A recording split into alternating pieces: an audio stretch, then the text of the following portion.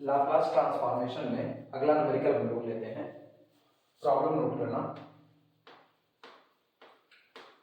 Problem है find Laplace transformation, find Laplace transformation of function F of T. जहां पर function defined है where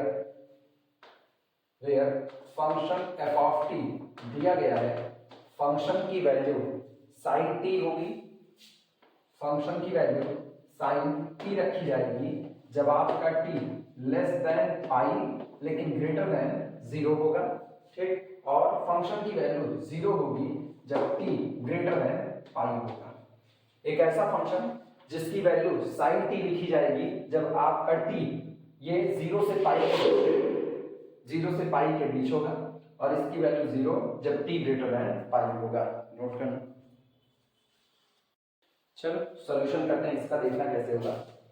सबसे पहला काम जो हम जानते हैं बाय डेफिनेशन वही करते हैं। सॉल्यूशन लिखना, Laplace transformation of any function F of T is equal to integration from zero to infinity e to the power minus S t and our function F of T D T. ये तो हम जानते हैं। रखो value function F of t की। This implies that Laplace transformation of f of t is equal to, अब हमारा जो फंक्शन है वो दो हिस्से में डिफाइंड है, एक जीरो से पाई और दूसरा ग्रेटर देन पाई। तो दो हिस्से में हम इसको ब्रेक करते हैं। This is equal to integration from zero to pi e to the power minus S T function f of t dt, और इसके बाद प्लस इंटीग्रेशन, पहले गए जीरो से पाई, अब चल रहे हैं पाई से लेकर के कहां तक, इन्फिनिटी। यानी जीरो से पाई, पाई से इन्फिनिटी, तो टोटल इंटीग्रेशन हुआ जीरो से लेकर के infinity e to the power minus S T और फंक्शन ऑफ t dt। अब गौर करना, जब आप जीरो से पाई के बीच में हो तो f ऑफ t की वैल्यू sin t भरी जाएगी, और जब आप पाई से इन्फिनिटी के बीच में हो तो f ऑफ t की वैल्यू, मतलब पाई से इन्फिनिटी मतलब पाई से ऊपर, पाई से बड़े पर वैल्यू कितनी भरी जाएगी, जीरो। यानी ये लिया जाएगा this is equal to integration from zero to pi e to the power minus S T, और f ऑफ t की जगह पर हम रख देंगे कितना, sin t dt, ये रहा, और प्लस इंटीग्रेशन फ्रॉम पाई से लेकर के infinity e to the power minus S T, और f ऑफ t की वैल्यू ये आपकी हो जाएगी इनटू जीरो dt। तो ऑब्वियस सी बात है, इस पूरे हिस्से की वैल्यू ही कितनी हो गई, जीरो। बस हमारे पास बचा कितना, हमारे पास बचा सिर्फ और सिर्फ, this implies that Laplace transformation of function f of t is nothing, it is equal to integration from zero से लेकर के pi e to the power minus S T और sin t dt। नोट करना। अब हम केवल और केवल एक फार्मूला इस्तेमाल कर लेंगे बस।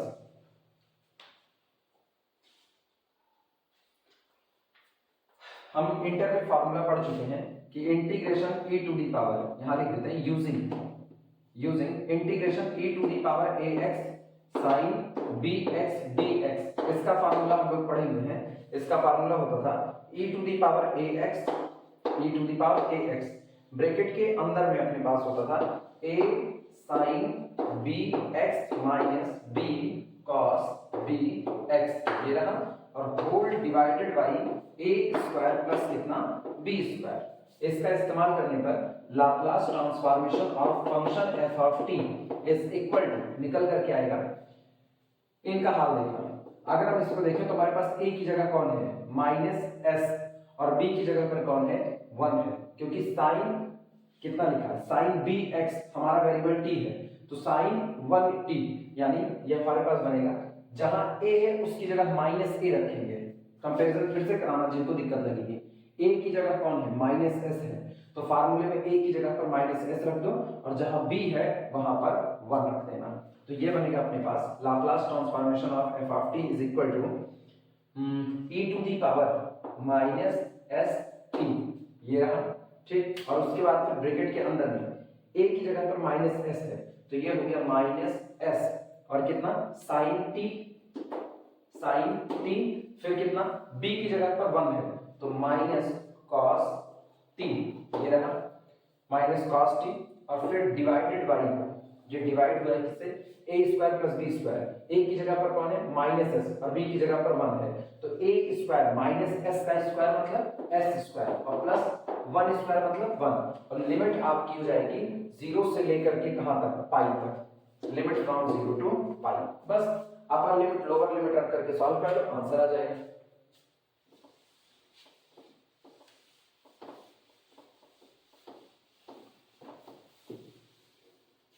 यानी this implies that Laplace transformation of function f of t is equal to, चलो अपर लिमिट रखते हैं, अपर लिमिट सबसे पहले पाई रखो, तो जहां जहां चूंकि हम इंटीग्रेशन t के रिस्पेक्ट में कर रहे हैं इसलिए जहां जहां t है वहां वहां पर लिमिट रखी जाएगी, तो ये बन जाएगा e to the power minus s pi, ठीक, अपर लिमिट रखते हैं और ब्रैकेट के अंदर में अपर लिमिट यहां पर अच्छा 1 upon S square plus 1 square, इसको हम बाहर ही निकाल देते हैं, ये तो कांस्टेंट है ना, कांस्टेंट क्या मतलब उस पे लिमिट का कोई असर नहीं पड़ेगा, कांस्टेंट नहीं कह सकते क्योंकि वेरिएबल s है, तो 1 अपॉन एस स्क्वायर प्लस 1 इसको बाहर निकालिए, अब लिमिट रखते हैं, तो ये हुआ e to the power minus s pi, ठीक, और ब्रैकेट के अंदर में कितना हो जाएगा माइनस s साइन पाई, ये रहा, फिर कितना हुआ माइनस cos पाई, ये अपने पास हो गया, ये तो हो गई अपर लिमिट रख करके, अब लोअर लिमिट रखते हैं, तो माइनस लोअर लिमिट कितनी है 0, तो e की पावर माइनस s 0 मतलब e की पावर 0, e की पावर 0 1 होगा। अब इनका हाल देखना, जब आप लोअर लिमिट रखोगे 0 तो साइन 0 की वैल्यू कितनी हो गई 0 और cos 0 की वैल्यू 1 विद माइनस साइन, लेकिन आप माइनस करें तो माइनस माइनस प्लस 1 हो गई।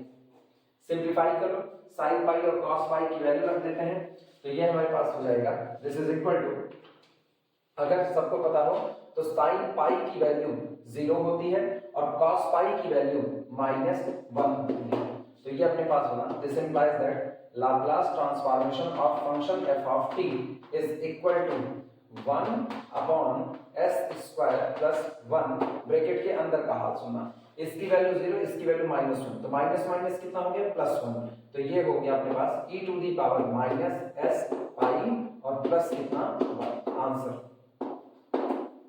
कितने हैं, ठीक, और शर्त वही अपनी s ग्रेटर देन 0 होना चाहिए, तो आगे लिख देना provided if s greater than 0, ये शर्त लगा देना provided s greater than 0।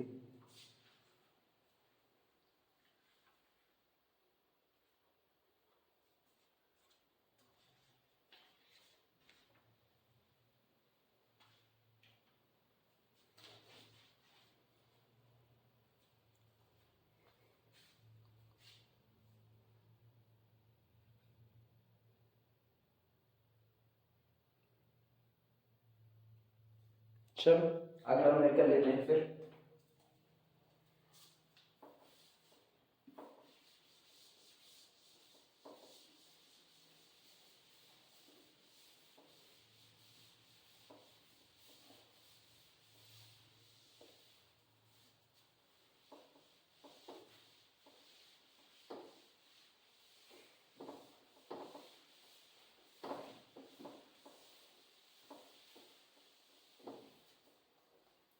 अगला नंबर कर लेना है find Laplace transformation of, problem है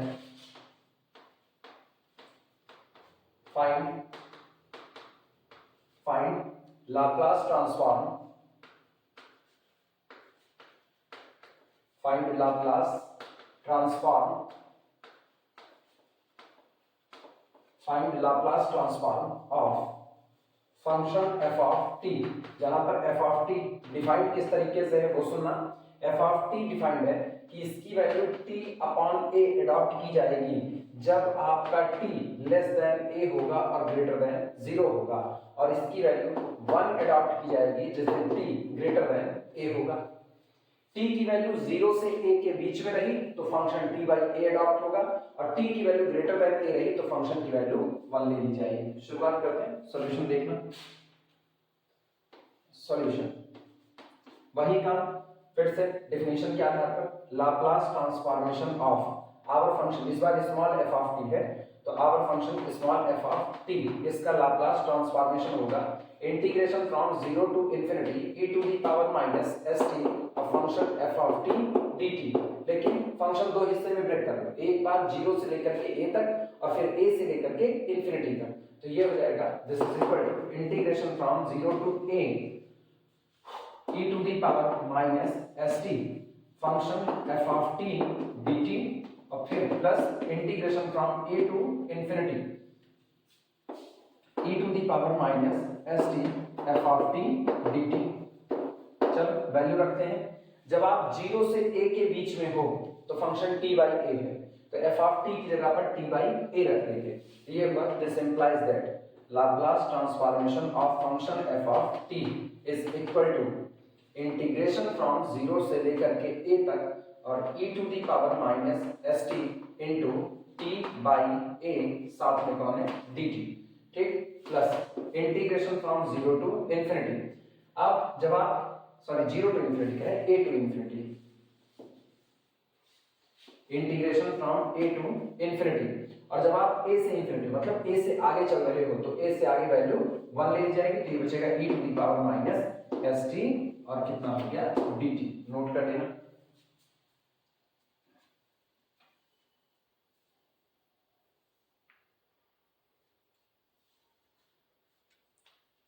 अगला हम इनको बाई पार्ट इंटीग्रेट करते हैं। पहले वाले को तो हम इसको लिख सकते हैं this is equal to 1 upon a constant है तो उसको बाहर निकाल लेते हैं, 1 अपॉन a इसको हमने बाहर निकाल लिया और इंटीग्रेशन फ्रॉम 0 से लेकर के a तक e to the power minus st और इनटू कितना हो गया t dt।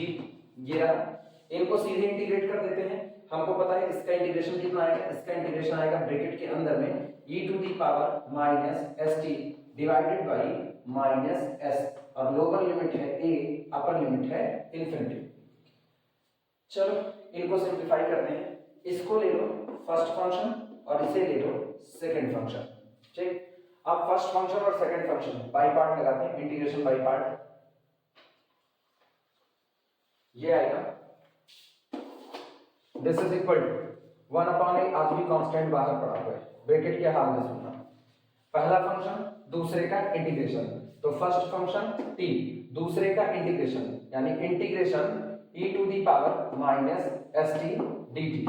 पहला फंक्शन दूसरे का इंटीग्रेशन माइनस पहले का डिफरेंशिएशन यानी d dt ऑफ t, पहले का डिफरेंशिएशन दूसरे का integration e to the power minus st dt और इस पूरे का इंटीग्रेशन dt। ये रहा ब्रैकेट क्लोज और लोअर लिमिट आपकी 0 है, अपर लिमिट a है, तो lower limit 0 upper limit a और इनकी वैल्यू एज इट इज अभी हम रखते हैं, अभी लिमिट नहीं रख रहे हैं, वो बाद में भी रख सकते हैं। तो ये हो गया minus e to the power minus st upon s, lower limit आपके पास है a और अपर लिमिट आपके पास है इंफिनिटी। नोट करना this is equal to 1 upon a, बाहर ब्रैकेट के हाल में सुनना, e की पावर माइनस st इंटीग्रेट करो तो ये हुआ t इंटू ब्रैकेट में minus e to the power minus st upon s integration हुआ, ठीक, माइनस इसका डिफरेंशिएशन 1 हुआ, तो इसका मतलब e की पावर माइनस st का आपको 2 बार इंटीग्रेशन करना है। लिख देते हैं माइनस इंटीग्रेशन, पहले इसका इंटीग्रेशन कर दो तो कितना आएगा minus e to the power minus st upon कितना s dt। ये रहा, और आज भी लोअर लिमिट आपके पास कितना है 0, अपर लिमिट कितनी है a। चाहो तो आप इसमें लिमिट रख करके इसको सिंप्लीफाई कर सकते हो। देखना अपर लिमिट रखेंगे इंफिनिटी तो ये नीचे जाएगा, तो नीचे जाएगा तो 1 अपॉन इंफिनिटी का मतलब ये ऑलरेडी कितना हो गया 0। लोअर लिमिट a पर ये जिंदा बचा रहेगा, लेकिन लोअर लिमिट जब आप रखोगे तो माइनस करोगे। हम रख करके दिखा देते हैं इस पे लिमिट माइनस साइन या माइनस 1 अपॉन s बाहर कर देते हैं। क्यों? क्योंकि इस पर लिमिट का कोई असर नहीं होगा, या लिमिट का इस पर कोई असर नहीं होगा। तो रखो लिमिट, तो 1 upon e to the power st ये रहा माइनस सॉरी इस पर लिमिट अप्लाई कर रहे हैं a से लेकर के कहां तक इंफिनिटी तक, तो ये हुआ this is equal to minus 1 upon s bracket के अंदर में जब आप अपर लिमिट रखोगे तो ये तो हो गया 1 upon infinity that is 0 minus, अब लोअर लिमिट आप a रखो तो ये हुआ लोअर लिमिट a रखने पर 1 upon e to the power S A, लेकिन बाहर का माइनस और ये माइनस, माइनस माइनस प्लस, तो ये आएगा प्लस। अब इनको फिर ऊपर कर लेते हैं, तो e to the power minus S A divided by कितना हो गया स्मॉल एस, उसको सिंप्लीफाई कर दिया। अब इनको सिंप्लीफाई करते हैं।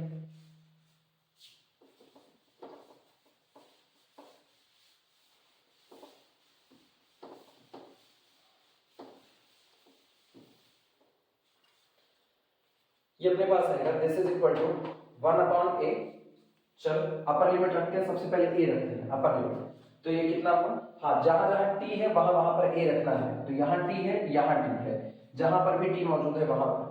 अच्छा अंदर वाले को इंटीग्रेट भी कर देते हैं एक बार, तो ये हुआ फिर ब्रैकेट के अंदर में दिमाग चलाना minus t into E to the power minus S T upon S, ये रहा। अच्छा ये माइनस माइनस प्लस, लेकिन जब आप इसको इंटीग्रेट करोगे तो -1/s कॉमन आ चुका है, एक माइनस एस फिर से आएगा, तो ये फिर माइनस हो जाएगा। जिनको नहीं समझ में आई बात है वो सुनना, ये लिखा गया है minus minus plus 1/s integration e to the power minus S T D T, और जब आप इसका इंटीग्रेट करोगे तो 1/s बाहर बैठा है, इंटीग्रेशन आया -1 e to the power minus S T upon S, ये रहा। तो s into S S square, और माइनस साइन फिर जिंदा हो जाएगा, तो -1 upon S square e to the power minus S T, e to the power minus S T, और लोअर लिमिट अभी भी कितनी है 0, अपर लिमिट कितनी है a, और ये रहा plus e to the power minus S A upon कितना हो गया s। अब रखो लिमिट, this is equal to upper limit a रखो, तो कितना आएगा 1/a ब्रैकेट के अंदर में minus a e to the power minus S A upon s, फिर माइनस अपर लिमिट a रखो, तो कितना होगा minus e to the power minus S A upon S square. अब लोअर लिमिट 0 रखना, अब दिमाग दौड़ाना, लोअर लिमिट 0 रखोगे तो t 0 होने की वजह से ये पूरा पैकेट 0, लेकिन यहाँ t को 0 रखोगे तो e की power 0 that is equal to 1, और लोअर लिमिट जब आप रखते हो तो माइनस साइन करते हो तो माइनस माइनस प्लस 1 अपॉन कितना एस स्क्वायर, ठीक, और फिर plus e to the power minus S A upon कितना हो गया s। मर्जी हो तो और सॉल्व करो, मर्जी हो इसी इतने पर इसको छोड़ देना, आंसर है ये, नोट कर लेना। आप सिंप्लीफाई करना चाहते हो तो आप और सिंप्लीफाई कर सकते हो, ज्यादा से ज्यादा आपका क्या होगा, इस 1/, जैसे सिंप्लीफाई भी करके दिखा देते हैं, 1/a को अंदर भेजते हैं, 1/a जब अंदर जाएगा तो ये a और इस a से कैंसिल आउट हो जाएगा।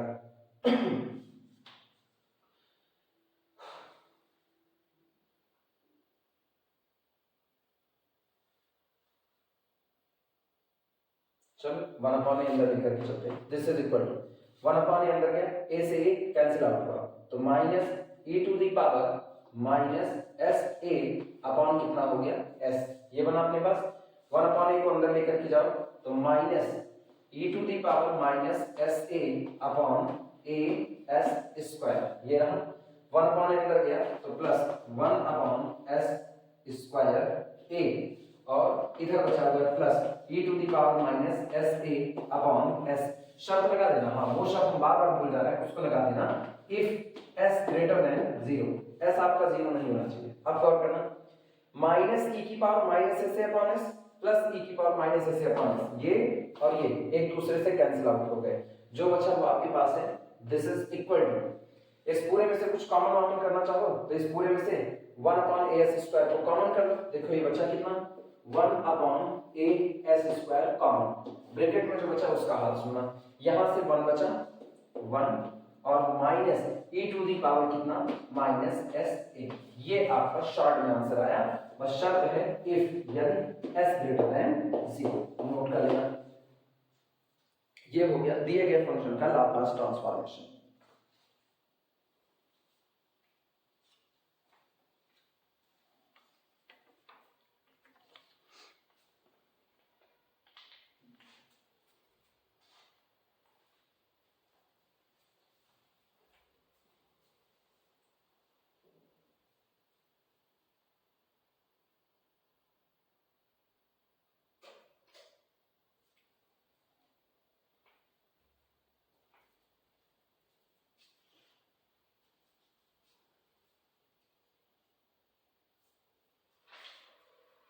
चलो फिर अगला न्यूमेरिकल देखते हैं इसमें।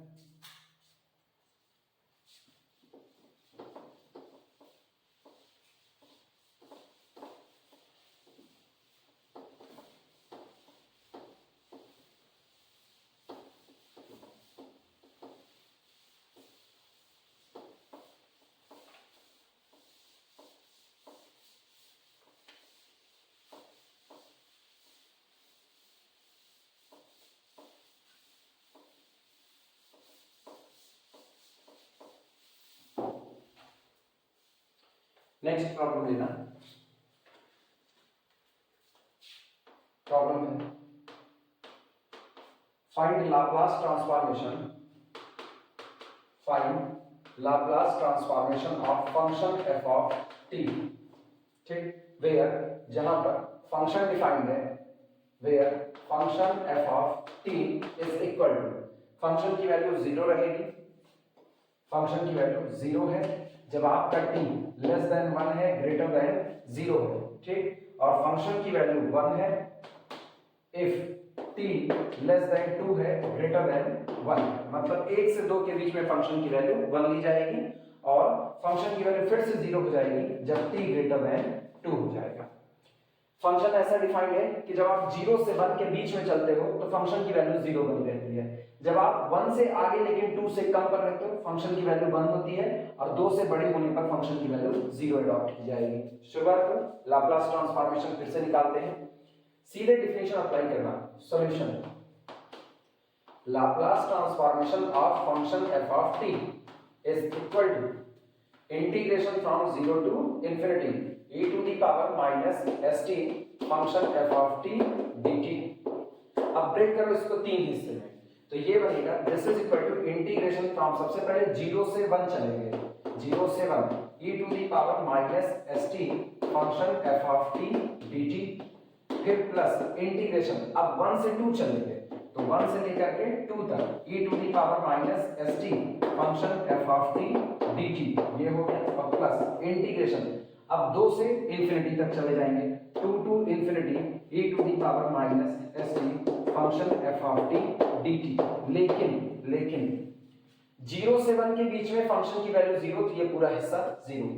अब 2 से आगे जाओगे यानी 2 टू इंफिनिटी, फिर से फंक्शन की वैल्यू 0, तो ये पूरा 0, तो ये आपका 0, ये 0 बचा सिर्फ और सिर्फ ये पोर्शन, यानी ये बनेगा this implies that Laplace transformation of function f of t is equal to integration from 1 से लेकर के 2 e to the power minus st, और f of t की वैल्यू कितनी रखी जाएगी, यहाँ पर 1 रखी जाएगी, तो यहाँ क्या हो गया dt। नोट कर लेना।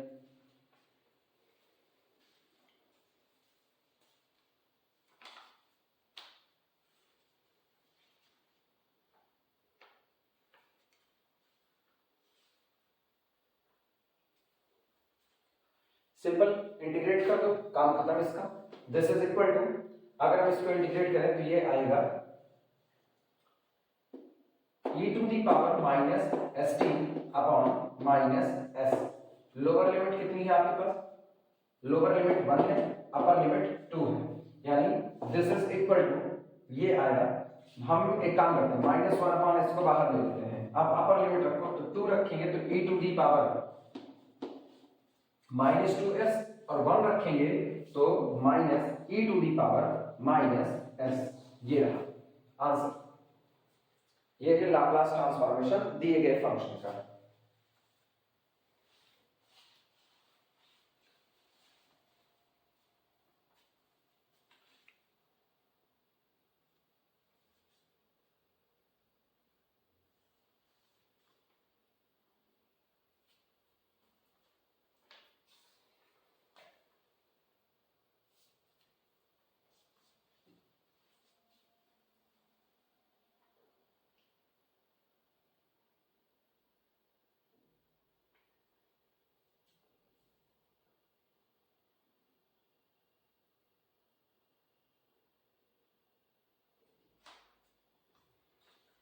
अगला न्यूमेरिकल हम बस इसी में थोड़ा सा बदलाव करके बना दे रहे हैं। जैसे अभी यहां पर दिया गया कि जब आप 0 से 1 के बीच में रहोगे तो वैल्यू 0 रहेगी, 1 से 2 के बीच में वैल्यू 1 रहेगी और 2 से आगे जाने पर वैल्यू 0 रहेगी। तो हम क्या करते हैं ना, इसी 1 को t बना देते हैं, बस ये t। यानी अब ये कह रहे हैं कि आपका फंक्शन ऐसा डिफाइंड है कि 0 से 1 के बीच में वैल्यू 0 है, 1 से 2 के बीच में वैल्यू t होगी जो अब तक 1 थी, अब 2 से बड़े होने पर वैल्यू 0 है। तो फिर वही काम होगा, ये इंटीग्रल नहीं बचने वाला, ये इंटीग्रल नहीं बचने वाला, और इस इंटीग्रल में f ऑफ t की जगह पर जो अभी हमने 1 रखा था वहां हम t रख लेंगे। बस सारी चीजें एज इट इज है। अगला न्यूमेरिकल नोट कर लेना और तुरंत सॉल्व कर देते हैं।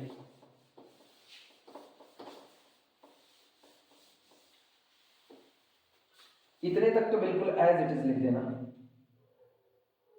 अब सुनो, this implies that Laplace transformation of function f of t, ठीक, is equal to integration from 1 to 2 e to the power minus st into t dt। वही काम, इनको फर्स्ट फंक्शन और इनको मान लो सेकंड फंक्शन, और फर्स्ट फंक्शन सेकंड फंक्शन मान करके इंटीग्रेट कर डालो, बस इंटीग्रेट करके अपने को वैल्यू ही रखनी है। This is equal to first function, ठीक, फर्स्ट फंक्शन कौन, t, और दूसरे का इंटीग्रेशन। अब हम कुछ चीजें सीधे लिख रहे हैं, फर्स्ट फंक्शन t आ रहा, दूसरे का इंटीग्रेशन मतलब ये बना minus e to the power minus st upon minus s, दूसरे का इंटीग्रेशन, ठीक, पूरे ब्रैकेट के अंदर लिख रहे हैं। अच्छा, माइनस पहले का डिफरेंशिएशन 1, दूसरे का इंटीग्रेशन, इसका इंटीग्रेशन ऑलरेडी यहां किए, अब फिर इसका इंटीग्रेशन करना पड़ेगा, और ये 2 बार माइनस के लगाया है, बस इतना ही रहेगा, ठीक। तो पहले का डिफरेंशिएशन 1, दूसरे का इंटीग्रेशन, इसका इंटीग्रेशन करेंगे तो कितना आएगा, इसका इंटीग्रेशन आएगा e to the power minus st upon minus s, अब पूरे का फिर से इंटीग्रेशन dt, ये रहा ब्रैकेट क्लोज यहां पर, और लोअर लिमिट आपकी कितनी है 1, अपर लिमिट कितनी हो गई 2 हो गई। चलो फिर से इंटीग्रेट करते हैं, ये तो एज इट इज बना रहेगा, यानी दिस इज इक्वल टू, ये हमारे पास आया minus 1 upon s t into e to the power minus s t। अब सुनो, minus minus plus 1 upon s square बाहर, लेकिन इसका जब आप इंटीग्रेशन करोगे तो फिर एक माइनस s आएगा, तो ये हो जाएगा minus 1 upon s square e to the power minus s t, और बात वही है, लोअर लिमिट आपकी 1 और अपर लिमिट आपकी 2। बस लोअर लिमिट अपर लिमिट रख करके सिंप्लीफाई कर लो, देखो कितना आता है।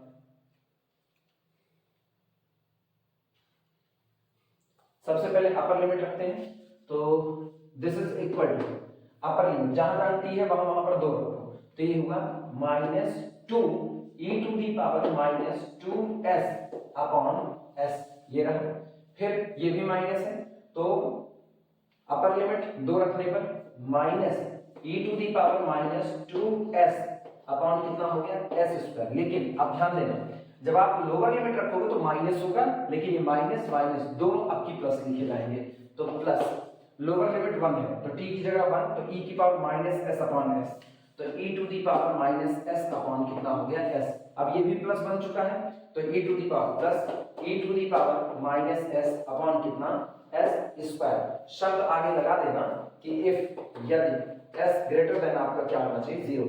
अब कुछ नहीं करना, पूरे के एलसीएम s स्क्वायर आएगा, मन चाहे तो सॉल्व करो, मन चाहे इसी पर छोड़ देना, आंसर है ये, इसका नोट कर लो। अगला सवाल लिया जाए फिर।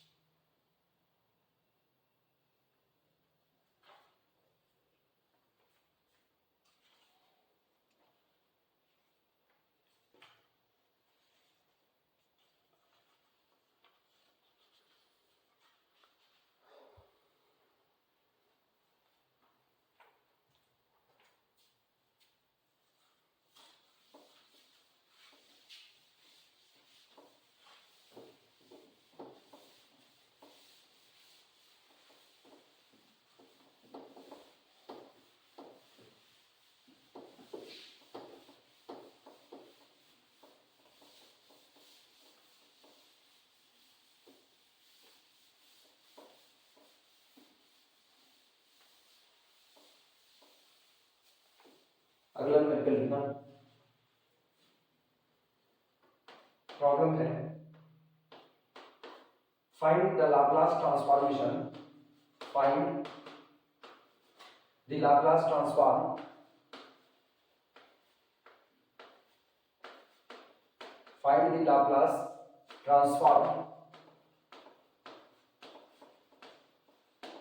find the Laplace transform of f of t, of function f of t, where जहां पर फंक्शन कैसे डिफाइंड है वो सुना, where function f of t is equal to, function की वैल्यू 4 ली जाएगी जब आपका t less then 1 greater than 0 होगा, और फंक्शन की वैल्यू 3 अडॉप्ट की जाएगी जब t ग्रेटर देन 1 होगा। नोट करो।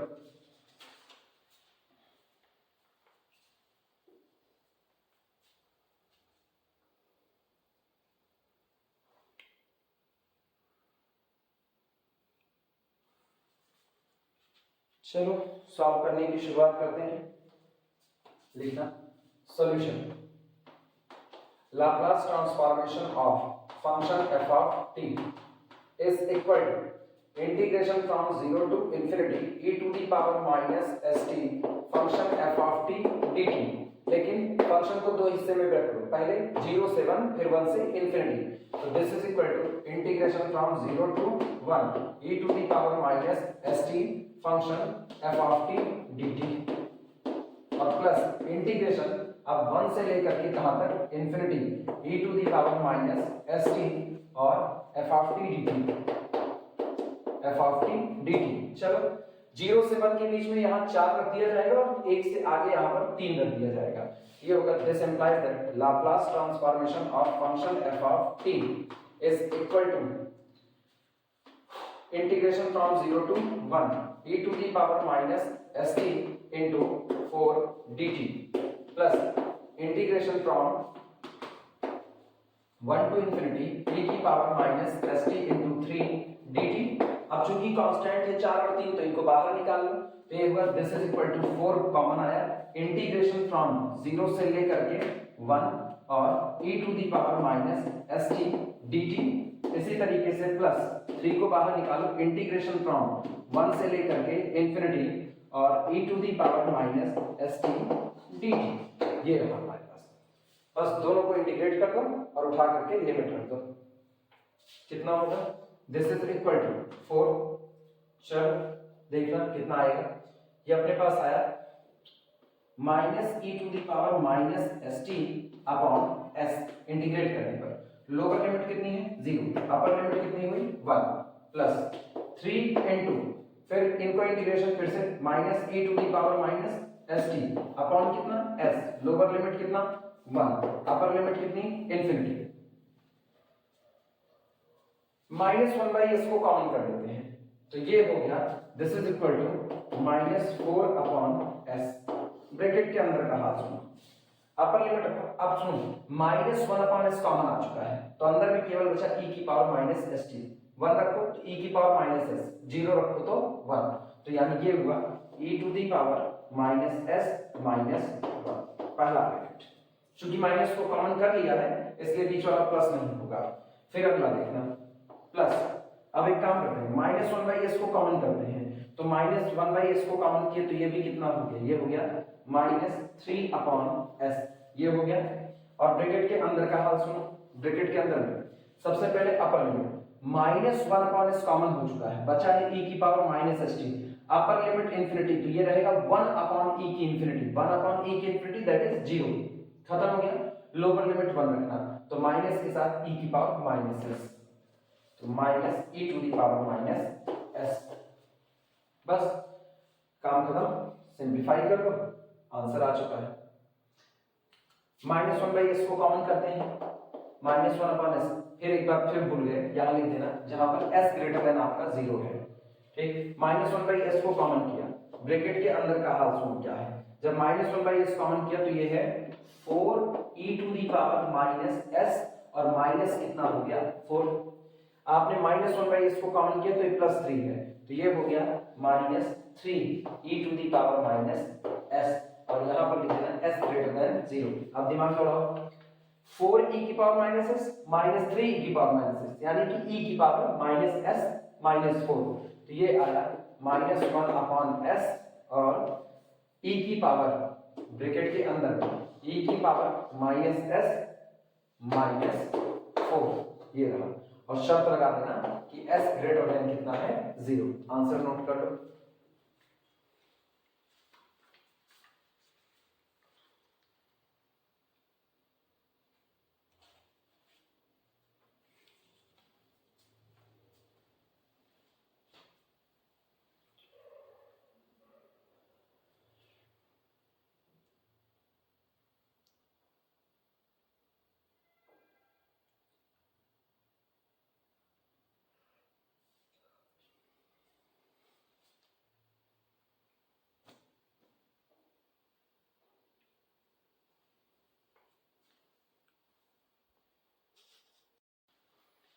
इसके बाद हेडिंग डालते हैं piecewise continuous function.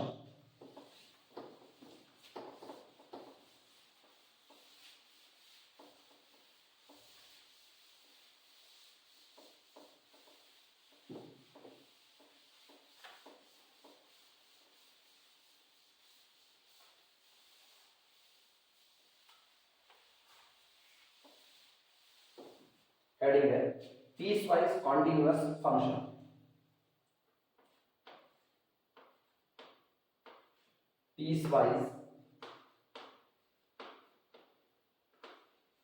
piecewise continuous function। piecewise continuous functions, ध्यान देना वो अपने नाम से ही अपने आप को जाहिर कर रहा है। पीस वाइज कॉन्टिन्यूअस मतलब एक फंक्शन अगर अपने पूरे डोमेन में कॉन्टिन्यूअस है तो पूरे डोमेन में कॉन्टिन्यूअस बना रहेगा। मतलब पूरे डोमेन में फंक्शन, अगर हम लेमन लैंग्वेज की भाषा में बात करें कि आम जिंदगी की भाषा में, तो पूरे डोमेन में फंक्शन का ग्राफ टूटेगा नहीं आम जिंदगी। अब ये कह रहे हैं पीस वाइज। एग्जाम्पल से समझते, जैसे मार्केट से अगर हम लोगों ने कोई सामान खरीदा, मान लो खाने पीने का हम लोग मार्केट से सामान खरीदते हैं, पूरा साफ सुथरा है, एकदम अच्छा सा है, उसमें कहीं पर भी सड़न नहीं मौजूद है, तो हमारे लिए वो पूरी तरह से कॉन्टिन्यूअस है, हम उसको खाने में या किसी भी चीज में इस्तेमाल कर सकते हैं।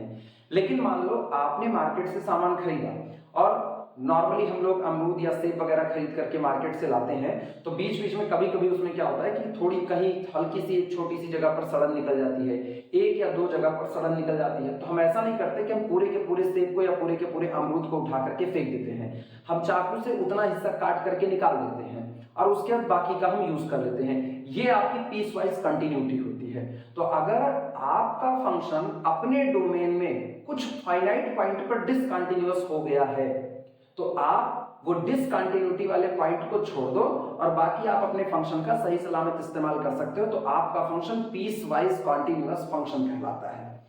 यही डिफिनेशन यहां पर भी अप्लाई होती है। लिखना इसी बात को, लिखना अ function is called, a function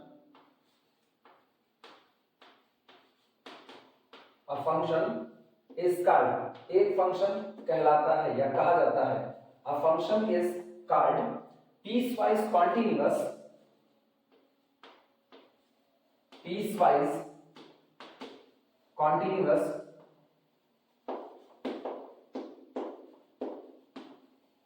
a function is called piecewise continuous on an interval, on an interval, on an interval if यदि, if the interval can be, if the interval,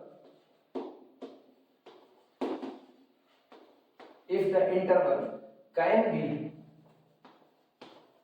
if the interval can be broken, आप interval को तोड़ सको, if interval can be broken, if interval can be broken into a finite, into a finite, can be broken into a finite number of, into a finite number of subintervals, into a finite number of subintervals, finite number of subintervals on which, जिन पर की, on which the function, on which the function is continuous, on which the function is continuous,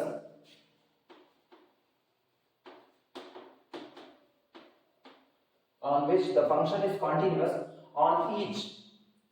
on each open subinterval, on each open, ये wording खास जरूरी है, on each open subinterval,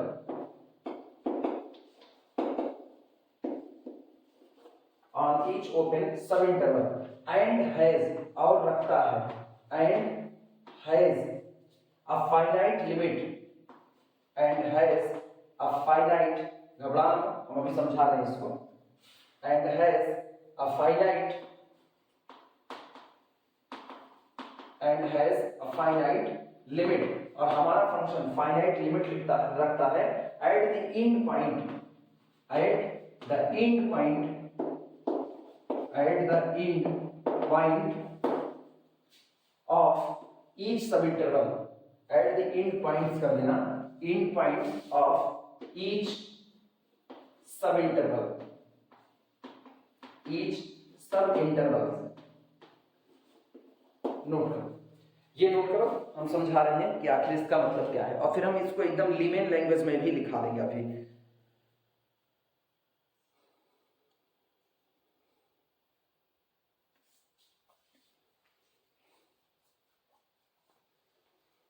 सुनो, कहा यह गया, मान लो आपका डोमेन है, ए से लेकर के और बी तक आपका डोमेन है, कह रहे हैं अ function is called piecewise continuous, आप अपने फंक्शन को सेक्शनली कॉन्टिन्यूअस या फिर आप अपने फंक्शन को पीसवाइज कॉन्टिन्यूअस कहोगे ऑन एन इंटरवल, किसी दिए गए इंटरवल पर, इफ, अगर ऐसा हो, the interval can be broken, कि आप अपने इंटरवल को तोड़ सकते हो, आप अपने इंटरवल का पार्टीशन कर सकते हो, can be broken into a finite number of सब इंटरवल्स, कि आप अपने इंटरवल को कुछ फाइनाइट नंबर ऑफ सब इंटरवल में तोड़ सकते हो, ऑन विच, जिन पर की the function is continuous on each open सब इंटरवल, कि जब आप उनको, उन सेक्शंस से जब आप ओपन सब इंटरवल बनाओ तो उस ओपन सब इंटरवल में आपका फंक्शन कैसा दिखे, कॉन्टिन्यूअस। जैसे एग्जांपल पे देखना, मान लो ये क्लोज्ड इंटरवल ए से लेकर के बी तक हमारा है और हमारा फंक्शन इसी के बीच में डिफाइंड है, हम अपने फंक्शन को या अपने इंटरवल को छोटे छोटे टुकड़ों में ब्रेक कर देते हैं। जब हम पहले टुकड़े पर देखते हैं तो पहले टुकड़े पर मेरे फंक्शन का ग्राफ ये आता है, ये देखना, यहां दूसरे में देखते हैं तो दूसरे में मेरे फंक्शन का ग्राफ ये आता है, ठीक, ये रहा, सही सलामत बना दें।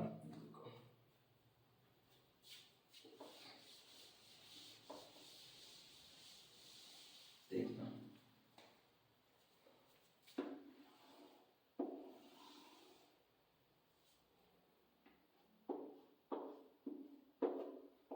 ए, जैसे इसको मैंने कहा अगर x1 तो ये पॉइंट हो गया x2, ठीक, इसी तरीके से ये पॉइंट हो गया x3, ये पॉइंट हो गया x4, और जो हमारा x5 है ये हमारा हो गया इंटरवल का लास्ट एंड b। अब क्या किया, पूरा डोमेन कहां से कहां तक, a से लेकर के b तक पूरा डोमेन है, और इस पूरे डोमेन में हमारा फंक्शन का ग्राफ हमको कैसा नजर आता है कि जब हम पहले x1 से x2 में रहते हैं तो x1 से x2 में फंक्शन का ग्राफ ये हो गया, जब आप x2 से x3 में जाते हो तो ग्राफ यहां से शुरू होता है, ये x2 से x3 में ग्राफ ये निकल करके आता है, और जब आप x3 से x4 जाते हो तो मान लो आपका ग्राफ ये हो गया, और x4 से x5 जाने के दौरान आपका ग्राफ ये हो गया।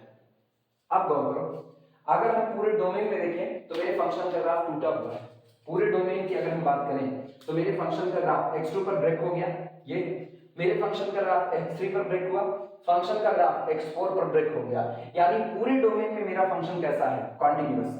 लेकिन हम जब इसको अपने डोमेन के टुकड़े करते हैं तो डोमेन के टुकड़े x1 से लेके x2 पर अगर हम बात करें तो x1 से x2 पर ओपन इंटरवल में देखना, x1 और x2 को छोड़ दो भाई, ओपन इंटरवल में देखिए तो कहीं पर भी ग्राफ ब्रेक नहीं हो रहा, यानी ओपन इंटरवल x1 से x2 में मेरा फंक्शन कैसा है, कॉन्टिन्यूअस। x1 पर x2 पर आपका फंक्शन कॉन्टिन्यूअस हो इसकी कोई गारंटी नहीं है, क्योंकि अगर हम x2 पर देखें तो मेरी लेफ्ट टेंडेंसी यहां पर है, जबकि मेरी राइट टेंडेंसी, मतलब जब हम राइट साइड से x2 की तरफ बढ़ रहे हैं, पॉइंट राइट साइड से x2 की तरफ बढ़ रहा है तो टेंडेंसी यहां आ रही है, और लेफ्ट साइड से बढ़ते हैं तो टेंडेंसी यहां। क्या ये दोनों लेफ्ट और राइट हैंड लिमिट बराबर है? नहीं। और जब लिमिट बराबर नहीं है तो आपका फंक्शन x2 पर कॉन्टिन्यूअस नहीं है, x2 पर आपका ग्राफ ब्रेक है। लेकिन अगर हम लिमिट के सेंस में बात करें तो गौर करना, x2 पर आपके फंक्शन की लेफ्ट टेंडेंसी और राइट टेंडेंसी आ तो रही है, फाइनाइट आ रही है, बराबर नहीं है लेकिन फाइनाइट है। इसी तरीके से इस हिस्से में देखना, x2 से x3 आने के दौरान मेरा फंक्शन कॉन्टिन्यूअस बना है, x3 पर ग्राफ ब्रेक हुआ है, x3 से मेरा कोई मतलब ही नहीं है। हम केवल इतना कह रहे हैं कि जब मैंने अपने डोमेन के टुकड़े काट दिए तो उन डोमेन के टुकड़े में मेरा फंक्शन अब मुझको कैसा नजर आने लगा, कॉन्टिन्यूअस नजर आने लगा। तो ऐसे में हम अपने फंक्शन को on the domain piecewise continuous function कहते हैं। इसी चीज को लिखा गया है, a function is called piecewise continuous on an interval if the interval can be broken। Interval को आप इस तरीके से तोड़ सको into a finite number of sub intervals, कुछ finite number of sub intervals में, on which, जिन पर की the function is continuous on each open sub interval। Her open sub interval में ये open open open open open open open open इन पर function कैसा है, continuous। And और इसके साथ has a finite limit at the end points of each subinterval। और ये जो सब इंटरवल की एंड पॉइंट है, जैसे पहला सब इंटरवल है, पहले सब इंटरवल का एंड पॉइंट x1 और ये एंड पॉइंट x2, फिर दूसरे सब इंटरवल का एंड पॉइंट x2 और ये कौन, x3 x4 x4 x5। In and point पर हमारे फंक्शन के पास लिमिट मौजूद हो। ध्यान रखना, उसने ये कतई नहीं कहा है कि लिमिट बराबर होनी चाहिए, और लिमिट मौजूद हो तो इसका मतलब हमारे फंक्शन के पास, इसके पास लेफ्ट टेंडेंसी हो, इधर से आपके पास, इसके पास राइट टेंडेंसी। जैसे हम इसकी बात करें तो डोमेन राइट साइड में है ही नहीं, जब लेफ्ट साइड में डोमेन नहीं है, जब लेफ्ट साइड में डोमेन नहीं है तो इसके लिए हम केवल और केवल कौन सी, राइट टेंडेंसी चेक करेंगे। तो इसके पास राइट टेंडेंसी है, इनके पास लेफ्ट टेंडेंसी होनी चाहिए, फिर अगले के पास राइट टेंडेंसी, इनके पास लेफ्ट टेंडेंसी। कुल मिलाकर के ओपन इंटरवल में आपका फंक्शन कंटीन्यूअस बना रहे और ओपन इंटरवल के एंड पॉइंट पर लिमिट मौजूद रहे, तो आप अपने फंक्शन को पीस वाइज कंटीन्यूअस फंक्शन कहते हो।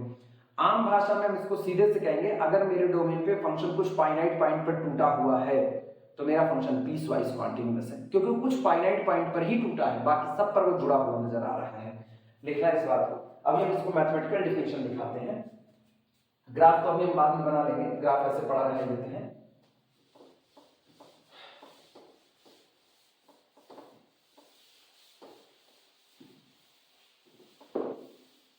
अब मैथमेटिकल टर्म में देखना, ये तो हो गया बस वैसे theoretical portion.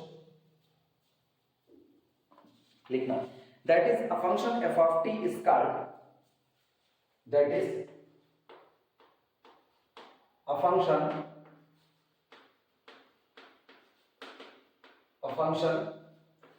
f of t is called piecewise continuous, is called piecewise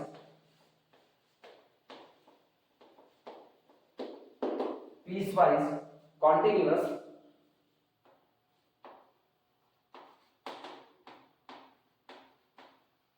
a function f of t is called piecewise continuous in closed interval ab। closed interval ab में फंक्शन piecewise continuous कहलाएगा if, यदि there exist, यहां मौजूद हो, if there exist finite number of points, finite number of points, there exist finite number of points, a is equal to t1, फिर अगला कौन है, t1 less than t2, t2 less than t3, और इस तरीके से चलते हुए आपके पास tn मौजूद है, जो कि कौन है, b, लास्ट का पॉइंट। हमारे पास ये पॉइंट मौजूद हो, ठीक। सच दैट, और ये पॉइंट इस तरीके से है, सच दैट कि our function f of t is continuous, our function f of t is continuous, हमारा फंक्शन कॉन्टिन्यूअस बना रहे, इज कॉन्टिन्यूअस इन ईच प्रत्येक open subinterval, in each open subinterval, in each open subinterval t i से लेकर के T I plus one, जैसे ये x2 से लेकर के x3, तो ये दो और ये एक ज्यादा तीन, x3 से लेकर के x4 से लेकर के x5, इस तरह जितने सब इंटरवल बन रहे हैं xi से लेकर के xi प्लस वन तक, उन सारे ओपन सब इंटरवल पे मेरा फंक्शन क्या बना रहना चाहिए, कॉन्टिन्यूअस बना रहना चाहिए, ठीक। एंड और इसके साथ ही साथ and has finite, and has finite right limit, and has finite right limit at left end point ti, और आपका जो लेफ्ट पॉइंट है, लेफ्ट एंड पॉइंट, जैसे लेफ्ट एंड पॉइंट x1 पहले सब इंटरवल में, दूसरे सब इंटरवल में लेफ्ट एंड पॉइंट x2, तीसरे सब इंटरवल में लेफ्ट एंड पॉइंट x3, चौथे सब इंटरवल में लेफ्ट एंड पॉइंट x4, तो end has finite right limit at ti and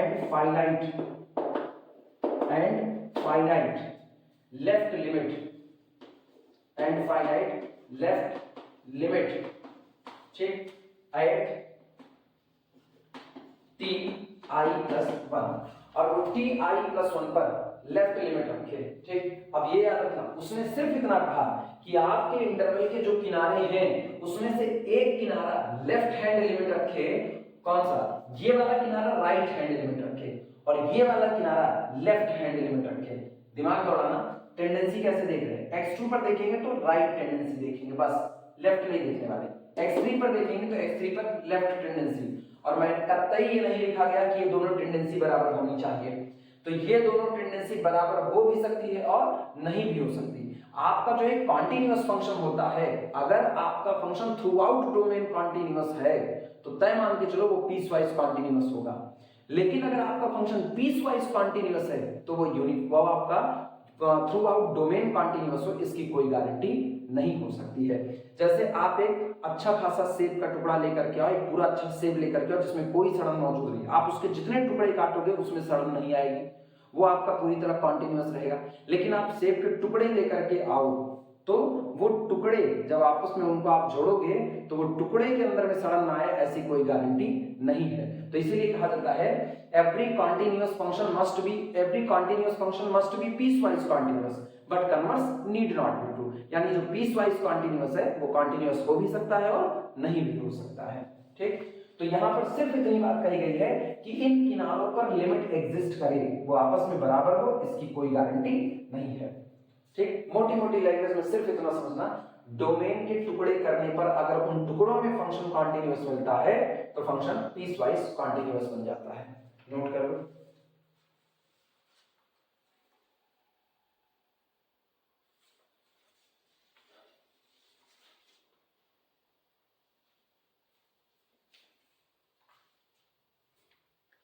short में अब लिखना, इन शॉर्ट, संक्षेप में अगर हम कहें,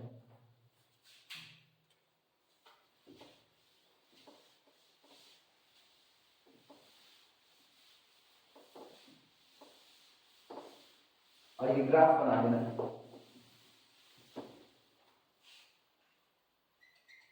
लिखना in short a piecewise continuous function,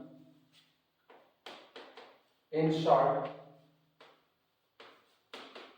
a piecewise continuous function,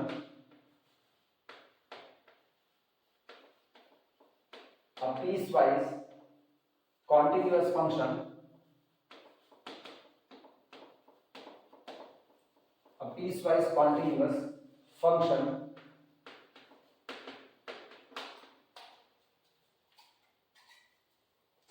चौक टूट गई, a piecewise continuous function is a function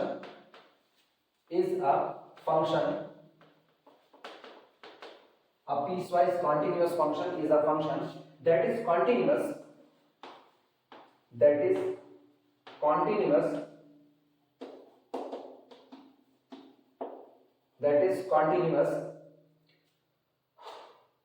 except at a finite number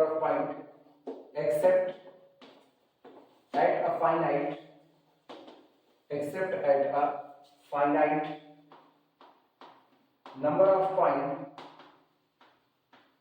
finite number of points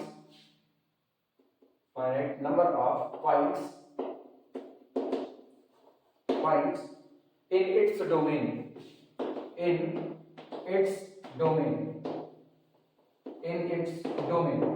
कह रहे हैं a piecewise continuous, शॉर्ट में अगर हम कहें, ठीक संक्षेप में, a piecewise continuous function is a function, एक piecewise continuous function एक फंक्शन होता है that is continuous, जो खुद continuous बना रहता है except छोड़ करके at a finite number of point in its domain, अपने डोमेन के कुछ फाइनाइट पॉइंट को छोड़ दीजिए तो बाकी थ्रू आउट डोमेन में कंटिन्यूअस बना रहता है। बड़े शॉर्ट लैंग्वेज में ये है आपका एग्जांपल लिख लेना, एग्जांपल देखना, एग्जांपल बड़े आसानी के साथ आप कुछ भी बना सकते हो।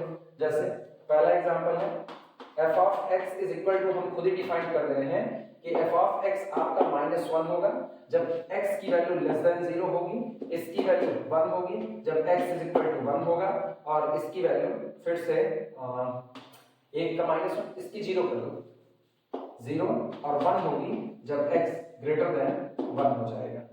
ठीक, या तो इन पॉइंट को बदल देते हैं, ये f of x less than 0 पर -1, x इज इक्वल टू पर 0 और x इज ग्रेटर देन 0 पर 1 है। अब गौर करना, यानी पूरा डोमेन कहां से हो गया, पूरा डोमेन -इंफिनिटी से +इंफिनिटी हो गया, लेकिन वो अपने डोमेन में फाइनाइट पॉइंट पर टूटेगा। ग्राफ देख लो कैसे, हम कह रहे हैं जब आप x की वैल्यू 0 से कम रखोगे, 0 से कम मतलब नेगेटिव दुनिया में रखोगे, तो वैल्यू है -1, यानी ये रही फंक्शन की वैल्यू -1। ठीक, अगला जब x 0 हो जाएगा तो वैल्यू 0 हो जाएगी, लो ग्राफ टूट गया, यहां पर आ गया x बराबर 0 पर फंक्शन 0 हो गया, और x ग्रेटर देन 0 मतलब इधर वाले दायरे में फंक्शन की वैल्यू 1 होगी, तो 1 यूनिट ऊपर चढ़ा दो, ये रहा।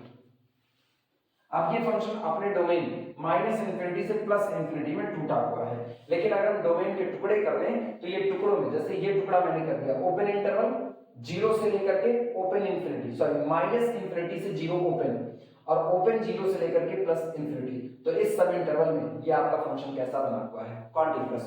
ग्राफ बना लो, और दूसरा ग्राफ ये सामने बना हुआ है, इसको बना लेना।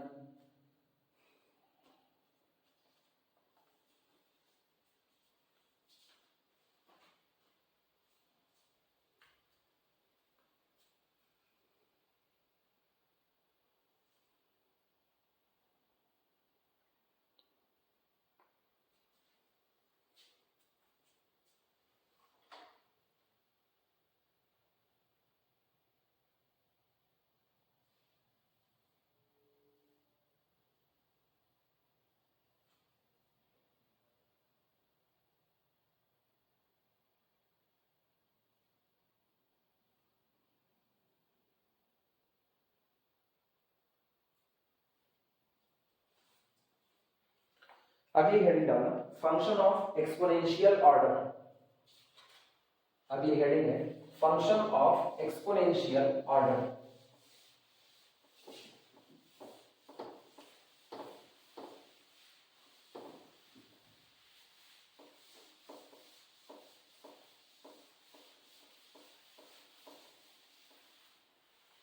लिखना function of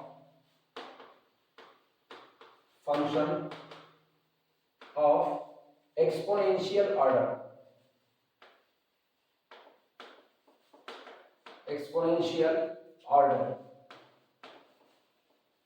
function of exponential order. Simple सी भाषा में समझना, करें एक ऐसा फंक्शन जो एक्सपोनेंशियल ऑर्डर का हो। एक्सपोनेंशियल को हम लोग जानते हैं, जो एक्सपोनेंशियल फंक्शन होते हैं चरघातांकी फलन जिनको कहा जाता है, वो e to the power something type के होते हैं।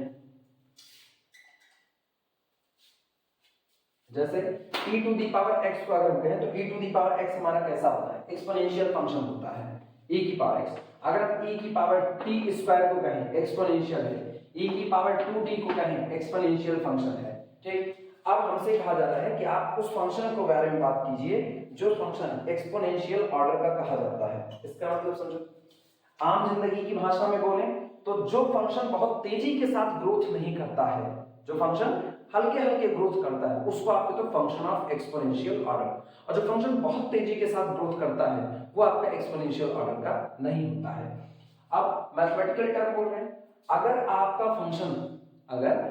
फंक्शन एक्सपोनेंशियल फंक्शन के कंपैरिजन में धीमे धीमे बढ़ रहा है, एक्सपोनेंशियल फंक्शन e की पावर x, जैसे हम cos का ग्राफ देख रहे हैं, cos का ग्राफ, अब गौर करना, अगर हम एक्सपोनेंशियल फंक्शन का ग्राफ खींचे तो उसका ग्राफ ये जाता है, तेजी से बढ़ता है, लेकिन बेचारे cos का ग्राफ जैसे अगर ये 1 है तो cos का ग्राफ ये आता है, ये मतलब cos का ग्राफ हमेशा इस एक्सपोनेंशियल वाले ग्राफ के नीचे बना रहेगा, और अगर ये नीचे बना रहेगा तो इसका मतलब वो इसको पार करके ऊपर नहीं निकल सकता, तो आपका cos का फंक्शन एक्सपोनेंशियल ऑर्डर का कहा जाएगा, इसीलिए कहा जाता है। अच्छा, फिर अगला देखना, जैसे एक्सपोनेंशियल का ग्राफ ये जाता है, अभी हम ये सारी चीजें लिखा भी देंगे, बनवा भी देंगे, लेकिन अगर हम y बराबर mx का ग्राफ देखें या y बराबर हाफ x देखें तो y is equal to x ये होता है आपका। अब गौर करो, ये इस ग्राफ के नीचे मौजूद है, ये ग्राफ तेजी से बढ़ रहा है और ये उससे धीमे धीमे बढ़ रहा है, बढ़ तो ये भी रहा है, ऐसा नहीं कि आप इसमें 2 दोगे, अगर ये y बराबर x है तो इनपुट 2 देने पर आउटपुट भी आपको 2 देगा, इनपुट 4 देने पर y बराबर x से आउटपुट 4 देगा, बढ़ रहा है। इसने ये नहीं कहा कि फंक्शन का बढ़ना बंद हो जाए, फंक्शन बढ़े लेकिन एक्सपोनेंशियल के कंपैरिजन में धीमे धीमे बढ़े, तब आपके फंक्शन का कोई ना कोई एक्सपोनेंशियल ऑर्डर होगा। हम लोग आम जिंदगी में हम लोग एक्सपोनेंशियल ऑर्डर के हैं, हम लोग ग्रोथ करते हैं तो धीमे धीमे ग्रोथ करते हैं। जैसे एक लड़का बीएससी में पढ़ रहा है, मान लो हम लोग बीएससी में पढ़ाई कर रहे हैं तो हम लोग धीमे धीमे बढ़ेंगे, हम लोग ऐसा नहीं कि तुरंत सडनली पार कर जाएंगे किसी और डिग्री को ले लेंगे, नहीं, धीमे, पहले फर्स्ट ईयर पास होंगे, फिर सेकंड ईयर, फिर थर्ड ईयर पास होंगे, इस तरह हमारी जो ग्रोथ होगी वो धीमे धीमे होगी।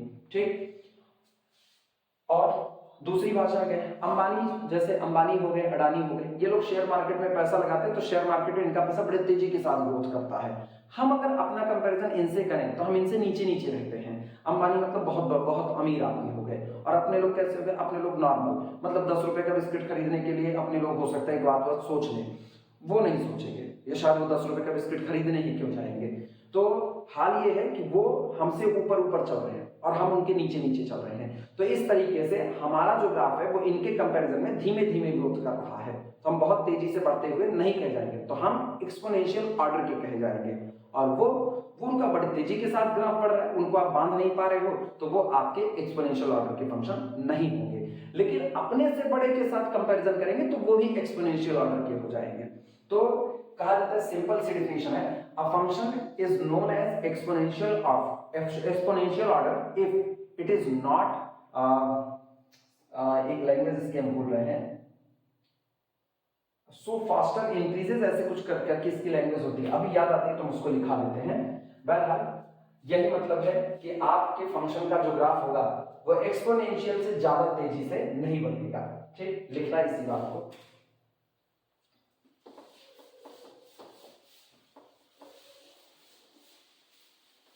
लैंग्वेज हम भूल रहे हैं, अभी याद आता है तो लिखाते हैं।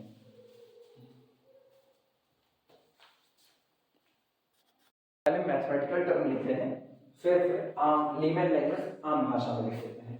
मैथमेटिकल टर्म में लिखना, a function f of t, a function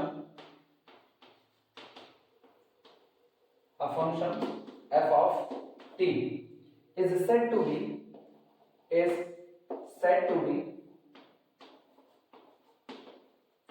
a function f of t is said to be of exponential order, of exponential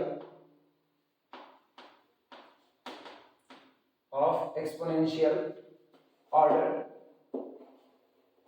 A function f of t is said to be of exponential order alpha. इसका exponential order alpha कहा जाएगा। Alpha एक number है। If यदि there exist, अगर यहां पर मौजूद हो, if there exist a constant alpha, if there exists a constant alpha, ठीक, and constant m and constant capital M greater than 0 such that अगर आप खोजने से कोई दो ऐसे कांस्टेंट पा जाओ, एक कांस्टेंट को आप अल्फा कहोगे और दूसरा पॉजिटिव कांस्टेंट कैपिटल एम कहलाएगा। अगर आप खोजने से ऐसे कोई दो कांस्टेंट पा जाओ जो इस तरीके से हो सच दैट कि mod of function F of T is less than और equal to capital M into E to the power alpha T, किसके लिए? फॉर t ग्रेटर देन और इक्वल टू 0 के लिए। मतलब t बढ़ रहा है इंफिनिटी की तरफ, t इतना बड़ा है कि वो 0 से आगे कहीं भी जा सकता है, t अप्रोचेस टू इंफिनिटी, लेकिन t की हर उस वैल्यू के लिए आपका फंक्शन m इंटू ई की पावर अल्फा t से ऊपर नहीं जा पा रहा है। यानी एग्जांपल के तौर पर जैसे मान लो मैंने ले लिया y is equal to t का एग्जांपल लेना, y is equal to t का, अब ग्राफ से ही समझना। तो मेरा ग्राफ हो गया y is equal to t, ये हो गया, और y बराबर e की पावर t, ये आपका ग्राफ हो गया। अब तुम गौर करो, अगर हम यहाँ पर कितना लेते हैं, मान लो हम यहाँ पर x इज इक्वल टू 1 लेते हैं, तो x इज इक्वल टू 1 पर y कितना मिला? 1 मिला, और ये मिला e की पावर 1, तो इसका मतलब फिर मुझको मिला, और m इज इक्वल टू 1 है, तो मॉड f ऑफ 1 की अगर हम बात करें तो मॉड f ऑफ 1 आपका 1 आया है, and this one is less than और इक्वल टू e की पावर 1 निश्चित तौर पर। अगला आप यहाँ पर x बराबर 2 लो, तो जब आप x बराबर 2 लोगे तो आपको f ऑफ t कितना मिलेगा? f ऑफ t का मतलब f of 2, mod f of 2, ये आपका कितना आ जाएगा? 2, क्योंकि आपका फंक्शन है y बराबर x, और दूसरी तरफ जाएगा e square. Now again this 2 is less than e की पावर कितना? 2। आप फिर वही काम करो, अब की बार आप 3 लो तो f of 3 is equal to 3, लेकिन ये हो जाएगा e की पावर 3। तो हर बार ऐसा होगा, आप 100 लोगे तो e की पावर 100 बन चुका होगा। हर बार ऐसा होगा कि हम जितनी बार x को चुन रहे हैं, मेरा फंक्शन y बराबर x तो बढ़ रहा है, लेकिन ये एक्सपोनेंशियल उससे कहीं ज्यादा तेजी से बढ़ रहा है, मतलब इसका ग्राफ इसके ऊपर ही बना हुआ है। तो ऐसे केस में आपका फंक्शन f ऑफ t कभी भी m इंटू ई की पावर अल्फा t को पार नहीं कर सकता है, whatever be the value of t, यानी t approaches to infinity। ऐसे केस में मेरा फंक्शन एक्सपोनेंशियल ऑर्डर अल्फा का एक्सपोनेंशियल फंक्शन कहलाएगा। ठीक, इसी चीज को लिखना। ये ग्राफ अभी हम बनवा देंगे, कुछ फंक्शन के बारे में चर्चा करेंगे, उसी में दिखा देंगे इसको। लिखा गया a function f of t is said to be of exponential order alpha if, यदि a constant alpha there exists, यहाँ मौजूद हो a constant alpha and a constant m greater than 0। आप खोजने पर ऐसे दो कांस्टेंट पा जाओ such that जो इस तरीके से हो कि आपका फंक्शन t की हर वैल्यू के लिए कभी भी m इंटू e की अल्फा को पार ना कर पाए, उससे कम ही वैल्यू दे, ठीक। इन अदर वर्ड, दूसरे शब्दों में, इन अदर वर्ड्स, ठीक, लिख देना। In other word we can say that, हम कह सकते हैं कि we can say that, in other word we can say that the function does not grow, function नहीं बढ़ता है। We can say that the function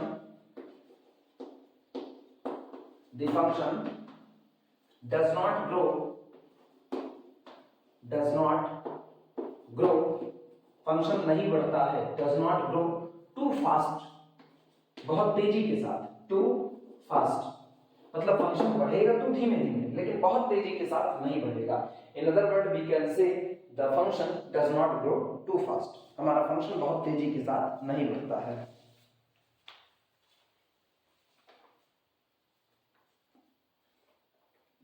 अब ज्योमेट्रिकल पॉइंट ऑफ व्यू से इसी बात को लिख दे रहे हैं, पहले ये नोट कर लो।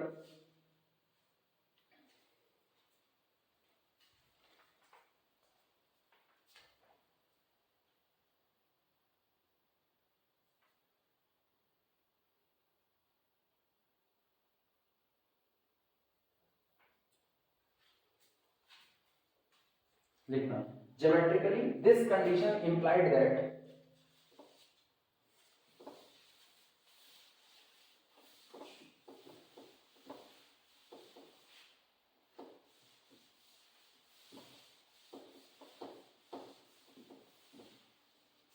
लिखना geometrically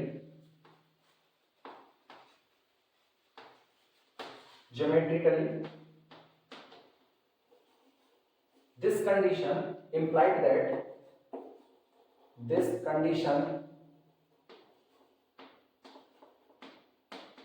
this condition implied that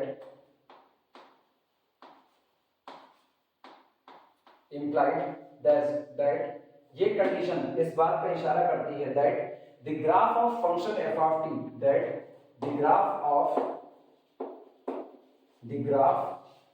of function f of t कि हमारे फंक्शन f of t का जो ग्राफ है किसके लिए t ग्रेटर देन और इक्वल टू 0 के लिए ठीक does not grow का मतलब बढ़ना does not grow faster than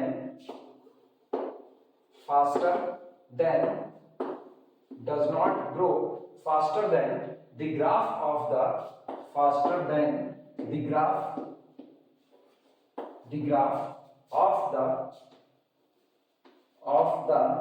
exponential function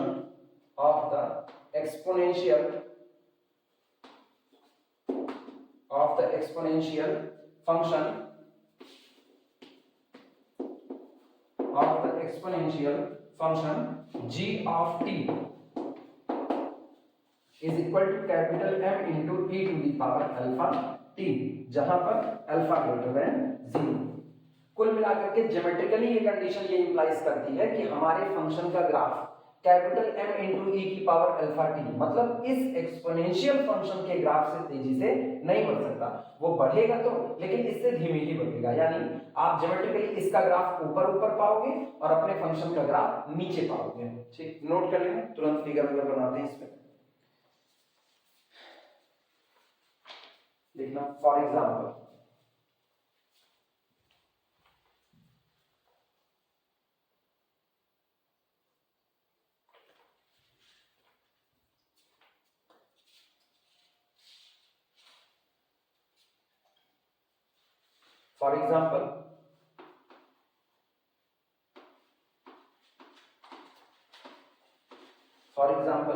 पहला लिखना, सबसे पहला एग्जांपल है मॉड t जो आपका होता है वही y बराबर x या y बराबर t आप जिसको कहते हो, mod t always less than और इक्वल टू एक तो एक शॉर्ट वर्ड पूछ लिया, मॉड t लेस देन और equal to e to the power t किसके लिए। अब यहां पर गौर करना, capital M is equal to 1 है और अल्फा इज इक्वल टू 1 है, तो ये एक्सपोनेंशियल फंक्शन होगा 1 ऑर्डर का। ठीक, अल्फा ऑर्डर का एक्सपोनेंशियल होता है, मेरे लिए अल्फा आज यहां पर कितना रखा है 1, ये होता है कैपिटल M इनटू e की पावर अल्फा t जहां अल्फा आपका एक्सपोनेंशियल ऑर्डर बनता है। तो कैपिटल M कितना है 1 और अल्फा कितना है वो भी 1 है। ठीक, इसका ग्राफ बनाते हैं, ग्राफ देखना।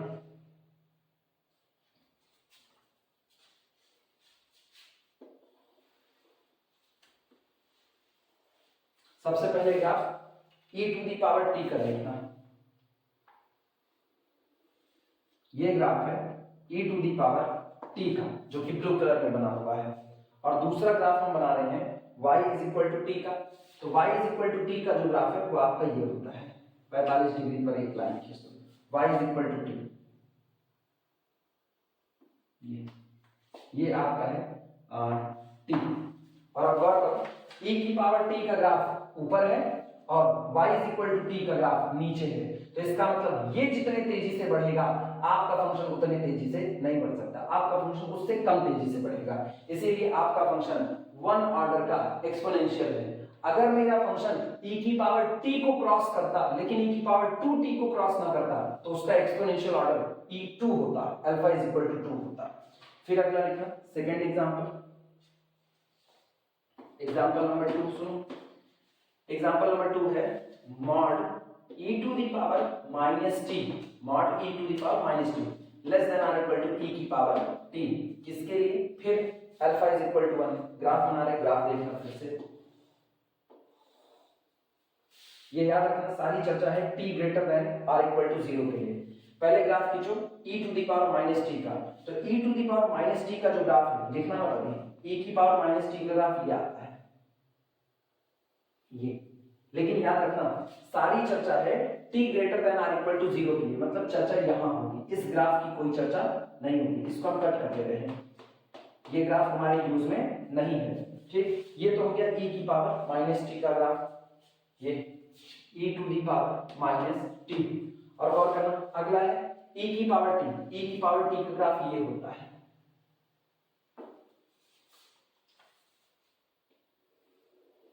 e की पावर t का ग्राफ ये रहा। अब गौर करो इसकी चर्चा नहीं है, इनकी कोई चर्चा नहीं, चर्चा है e की पावर t की। तो फिर गौर करो e की पावर माइनस टी और e की पावर t, तो ग्रोथ करेंगे कैसे, ये घट रहा है और ये उतना बढ़ रहा है, तो ये ज्यादा तेजी से ग्रोथ करेगा, ये कम तेजी से, यानी हमारा फंक्शन e की पावर माइनस टी वो भी एक्सपोनेंशियल फंक्शन होता है जिसका एक्सपोनेंशियल ऑर्डर कितना होता है, 1 होता है। ये दोनों फिगर बना लो फटाफट।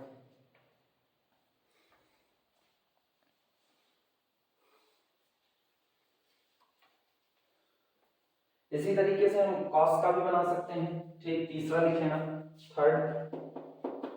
थर्ड है मॉड ऑफ जो आपका cos t होता है वो भी less than or equal to होता है e की पावर t से। ठीक, less than or equal to e की पावर t। चलो वही काम करते हैं, इनका भी ग्राफ बना ही देते हैं। ये रहा, पहले cos का ग्राफ देखना, 1 से शुरू होता है,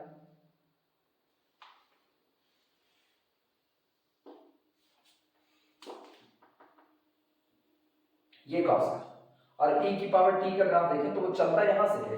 ये याद रखना नेगेटिव वाले ग्राफ कंसीडर नहीं होंगे, ग्राफ t ग्रेटर देन 0 पर ही वहीं पर कंसीडर होगा। तो ये आपका ये e की पावर t का ग्राफ लिखना, e to the power t, और ये आपका कौन है, ये आपका है cos t।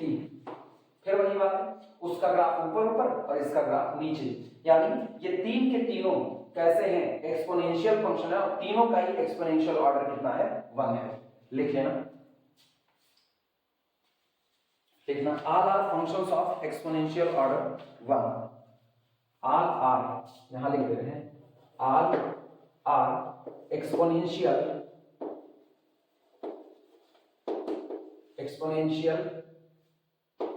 फंक्शन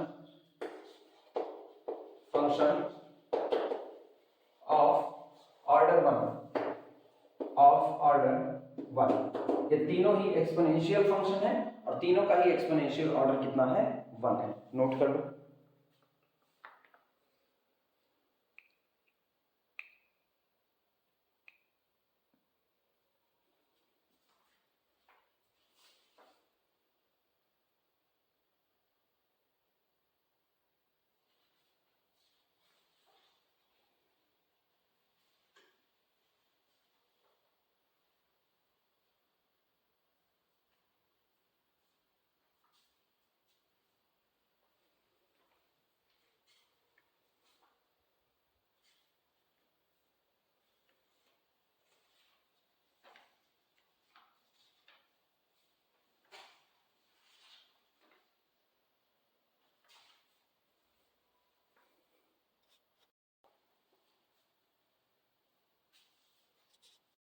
चलो एक छोटी सी प्रॉब्लम देखते हैं।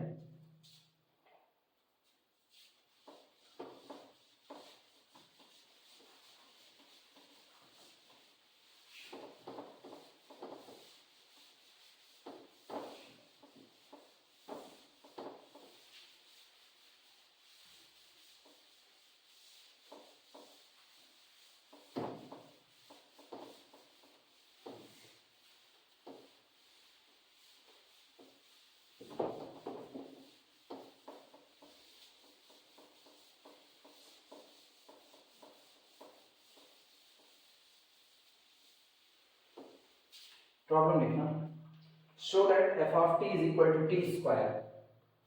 प्रॉब्लम है show that show that f of t is equal to t square is of exponential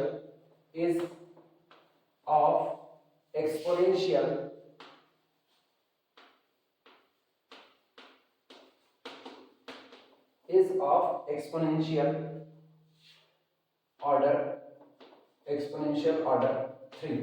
आप ये साबित कीजिए कि f of t is equal to t square एक एक्सपोनेंशियल फंक्शन है जिसका ऑर्डर कितना है 3 है। ठीक, चलो शुरुआत करते हैं। आप डिफिनीशन के आधार पर बात करते हैं। ध्यान देना, हम लोगों ने कहा कि हमारा function f of t exponential order का होगा अगर mod f of t less than or equal to capital M into e to the power alpha t ये बना रहे जहां पर t ग्रेटर देन और इक्वल टू 0 है। मतलब t चाहे जितना बढ़ता जाए मेरे फंक्शन का मॉड f of t इससे कम बना रहे। अब इसको e की पावर अल्फा t को इधर लेकर के आओ तो इसका मतलब हुआ कि अगर मेरा फंक्शन एक्सपोनेंशियल ऑर्डर का है तो e to the power minus alpha t into f of t ये लेस देन और इक्वल टू कितना बना रहेगा कैपिटल M बना रहेगा। कब? जब t अप्रोच कर रहा हो किसकी तरफ इन्फिनिटी की तरफ। तो आप हमें एक ही काम करेंगे, इसकी लिमिट निकालते हैं। अगर इसकी लिमिट पर्टिकुलर एक नंबर से छोटी बनी रहती है, लिमिट कौन सी? जब t अप्रोचेस टू इन्फिनिटी है तो मेरा फंक्शन एक्सपोनेंशियल ऑर्डर का होगा, अदरवाइज मेरा फंक्शन एक्सपोनेंशियल ऑर्डर का नहीं होगा। शुरुआत करते हैं इसमें लिखना सॉल्यूशन लिखना limit t approaches to infinity e to the power minus alpha t function f of t is equal to limit t approaches to infinity e to the power minus alpha t और फिर function f of t। हमारा function कौन है? t square. अब एक काम करो, e की अल्फा t को नीचे लेकर के जाओ तो this is equal to limit t approaches to infinity ये हुआ t square upon e to the power alpha t। और ध्यान रखो अगर इंफिनिटी रखें तो इंफिनिटी बाय इंफिनिटी का फॉर्म है, तो ये फॉर्म हो गया इंफिनिटी बाय इंफिनिटी फॉर्म। और इंफिनिटी बाय इंफिनिटी फॉर्म को सॉल्व करने के लिए डी एल हॉस्पिटल रूल लगाओ, ऊपर डिफरेंशिएशन नीचे का नीचे, तो t के रिस्पेक्ट में डिफरेंशिएट करो तो limit t approaches to infinity, ऊपर डिफरेंशिएशन करोगे तो 2t और डिवाइडेड बाय नीचे t के लिए डिफरेंशिएट करो तो alpha e to the power alpha t। लेकिन फिर t बराबर इंफिनिटी रखो तो इंफिनिटी अपॉन इंफिनिटी फॉर्म हो गया, again infinity by infinity form बन गया। अच्छा, तो दिस इज इक्वल टू फिर से डी एल हॉस्पिटल रूल लगाओ, limit t approaches to infinity, ऊपर कितना आया 2 अपॉन नीचे हो गया alpha square e to the power alpha t। और अब पता है t अप्रोचेस टू इंफिनिटी, नीचे की क्वांटिटी बड़ी होती जाएगी यानी whole quantity limit will be 0। अब वर्क करना, अगर लिमिट 0 आई तो एक शर्त है यहां पर प्रोवाइडेड, बशर्ते प्रोवाइडेड अल्फा आपका पॉजिटिव होना चाहिए, अल्फा ग्रेटर देन 0, क्योंकि अगर अल्फा 0 हो गया ना अनडिफाइंड कम्युनिटी का डिग्री में आ जाए। प्रोवाइडेड अल्फा ग्रेटर देन 0, इसका मतलब लिमिट फाइनाइट आई तो लिमिट पर्टिकुलर किसी नंबर से छोटी कही जा सकती है, और ऐसे केस में अब हम कह देंगे हमारा फंक्शन एक्सपोनेंशियल ऑर्डर का है। लिख देना here f of t is equal to t square, ठीक वही फंक्शन है, ठीक, is of exponential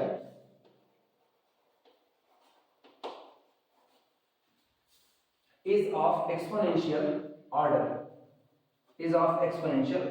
अच्छा, एक और बात हम लोग ये भी जानते हैं, ठीक, आल्सो इसके साथ ही साथ आल्सो हम जानते हैं कि मॉड ऑफ टी स्क्वायर जो होता है वो टी स्क्वायर होता है, लेकिन टी स्क्वायर हमेशा लेस देन होता है e की पावर किससे? 3t से। टी स्क्वायर का ग्राफ अगर हम खींचें तो ग्राफिकली देखना, टी स्क्वायर का मतलब y बराबर एक्स स्क्वायर, पॉजिटिव रीजन में खींचना है तो y बराबर एक्स स्क्वायर आपका ये ग्राफ होता है, y बराबर एक्स स्क्वायर। और e की पावर 3t वो कभी 0 से नहीं पास होता है, e की पावर 3t जो पास होगा वो आपका 1 से पास होगा। t बराबर 0 पर e की power 0 that is equal to 1, वो यहां से पास होता है 1 से। ये तो इसका मतलब e की पावर, ये ग्राफ यहाँ फ्लैट जा रहा है ना, लग रहा है कि ऊपर निकल जाएगा, नहीं, ये ग्राफ ऐसे फैलता है। तो e की पावर 3t जो आपका होगा, e की पावर 3t बड़े तेजी के साथ ऊपर बेंड होता है। अगर हम e की पावर t की बात करें ना, तो ये ग्राफ e की पावर t से तेजी से बढ़ेगा। देखना ग्राफ देखो, यहाँ जो हमारा e की पावर t होता है वो ऐसे जाता है, ये फ्लैट, तो ये यहां से इसको काट देता है, y is equal to x square, ये रहा। इसीलिए y is equal to x square, इसका एक्सपोनेंशियल ऑर्डर आप e की पावर t को देखते हुए 1 नहीं कह सकते, ये ऊपर निकल गया है, ठीक। अब अगर मुझको y is equal to x square को बांधना है, तो ये जो e की पावर t का ग्राफ है इसको और तेजी से बेंड होना पड़ेगा, और तेजी से ये बेंड होता है e की पावर 3 पर, तो e की पावर 3t वाला जो ग्राफ होता है वो यहीं से ऐसे बेंड होकर ऊपर जाता है। तो इसका मतलब ये हुआ कि mod t square is equal to t square which is less than e की पावर 3t होता है, ठीक। इसलिए दिस इंप्लाइज दैट, इसका मतलब हुआ t square is of exponential order is of exponential order 3, ये हमारा एक्सपोनेंशियल ऑर्डर 3 का फंक्शन होता है, नोट कर लेना।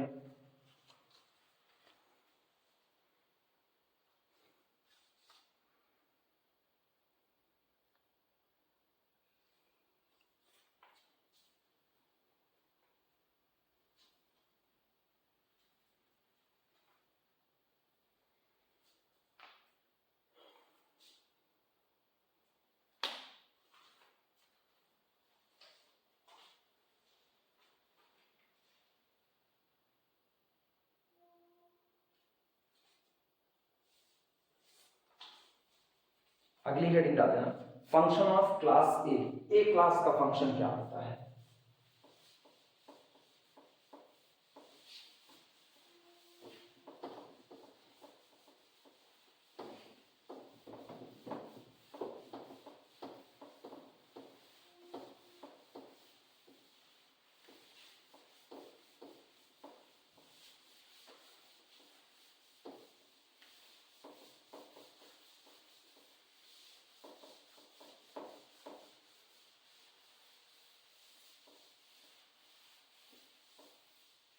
लिखना, हेडिंग डाल देना, function of class A, function of class A, function of class A class का फंक्शन। ध्यान देना, आम जिंदगी की भाषा में समझते हैं, जैसे किसी आदमी को बहुत ज्यादा पैसा मिल गया, लॉटरी जीता, बहुत ज्यादा पैसा मिल गया, उड़ाना चालू कर दिया, ठीक, पगला गए, यार दोस्तों से मतलब ही नहीं है, किसी से कोई मतलब नहीं, भागते चले गए, बड़े तेजी के साथ आगे बढ़ रहे हैं, अब वो दुनिया को पीछे छोड़ते हुए उड़ जा रहे हैं, लॉटरी ही जीते हैं, मेहनत से पैसा नहीं कमाए हैं, दरिद्र है, लेकिन उसके बावजूद कंडीशन उनकी ये आ रही है कि वो एकदम यार दोस्तों से बिल्कुल मतलब ही रखते नहीं रख रहे। तो लोग कहते हैं ना, यार बहिगा है, एकदम से पैसा मिल गया है, बहुराएगा है, तब लोग ये कहते हैं, ठीक। या वही आदमी ऐसा है, परिस्थितियां बड़ी खराब हो गई कि पैसा जितना जीते हुए थे सब के सब हार गए, कहीं पर लॉटरी का पैसा हार गए, अब उनके पास पैसा नहीं है, वो उधार मांग करके दारू पीना शुरू कर दिया, नाली में लौटने लगे, इधर उधर की बातें होनी चालू हो गई। तो ऐसे भी आदमी को हम लोग बहुत सोबर इंसान नहीं गिनते हैं, लेकिन वो आदमी जो सोसाइटी से बना करके रहता है, तो उसकी अगर कंडीशनें कुछ खराब भी हो गई, फिर भी वो दारू वारू पीने के लिए नहीं जाता है, कंडीशंस खराब है उसके बावजूद भी वो मिल बांट करके चला लेता है, कहता है परिस्थितियां ये भी हैं, बीत जाएंगी, अच्छी परिस्थितियां थी वो बीत गई, बुरी वाली भी बीत जाएगी, हम धैर्य से काम करेंगे, हमको घबराना नहीं है, हम सारा काम धीमे धीमे कर ले जाएंगे। ज्यादा पैसा आ गया, फिर भी वो अपने यार दोस्तों का ख्याल रख रहा है, जिसको जरूरत है उसको भी कुछ दे रहा है, तो उसको लोग कहते हैं भैया ए क्लास के आदमी है, ठीक। परिस्थितियां बुरी हो गई तब पर भी उसने धैर्य नहीं खोया, बहुत ज्यादा मिल गया, उसके बावजूद भी वो जमीन छोड़ के आसमान में नहीं उड़ने लगा, अभी वो धीरे धीरे अपने ग्रोथ की तरफ ध्यान दे रहा है। तो ऐसे आदमी को हम लोग कहते हैं भैया बहुत ए क्लास के आदमी हैं ना, उनका नेचर इतना अच्छा है कि आप उनको ए कैटेगरी का आदमी बोलोगे ना, एकदम मस्त आदमी है, उनके साथ कोई भी व्यवहार रखोगे आपको कभी नुकसान नहीं उठाना पड़ेगा। सेम कंडीशन मेरे फंक्शन के साथ है। अगर मेरा फंक्शन पीस वाइज कॉन्टिन्यूअस है, पीस वाइज कॉन्टिन्यूअस मतलब परिस्थितियां बुरी होने के बाद भी टुकड़े टुकड़े में कंटिन्यूटी रखता है। अगर मेरा फंक्शन पीस वाइज कॉन्टिन्यूअस है और मेरा फंक्शन एक्सपोनेंशियल ऑर्डर का है, मतलब बहुत तेजी से जमीन छोड़ के आसमान में नहीं उड़ रहा है, धीमे धीमे ग्रोथ कर रहा है, तो ऐसे में मेरा फंक्शन ए क्लास का फंक्शन कहलाएगा। तो ए क्लास के फंक्शन की डेफिनेशन इसीलिए लिखी जाती है, a function known as A class function या a function belong to the A class family if it is piecewise continuous and have some exponential order, और मेरा फंक्शन किसी ना किसी एक्सपोनेंशियल ऑर्डर का मौजूद होना चाहिए। लिखना इसमें डेफिनेशन इसकी, a function f of t is said to, a function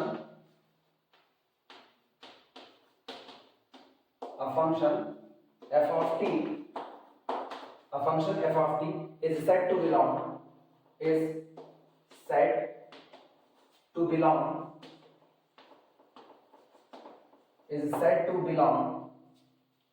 class A, is said to belong class A if यदि f of t is of some exponential order, is of some exponential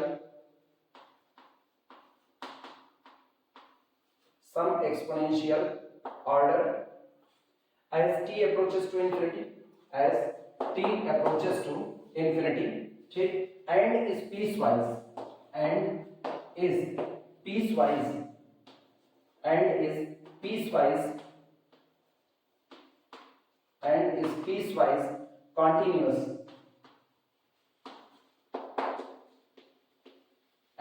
piecewise continuous over every finite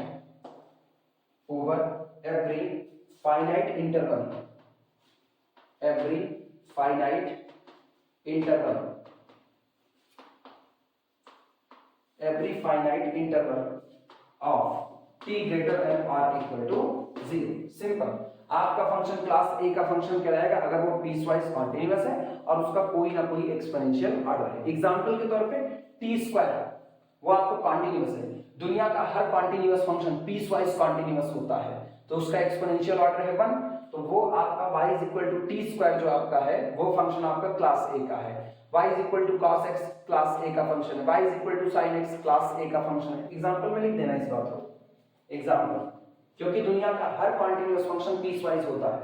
example लिखना, पहला cos t ठीक, comma t square both are, दो के दोनों हैं, both are of class A function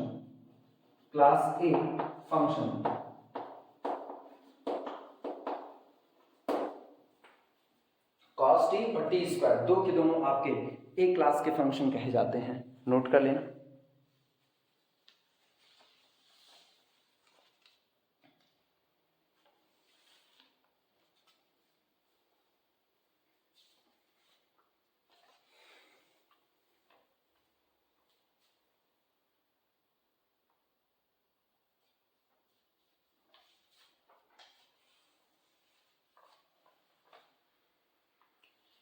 एक note लगाना,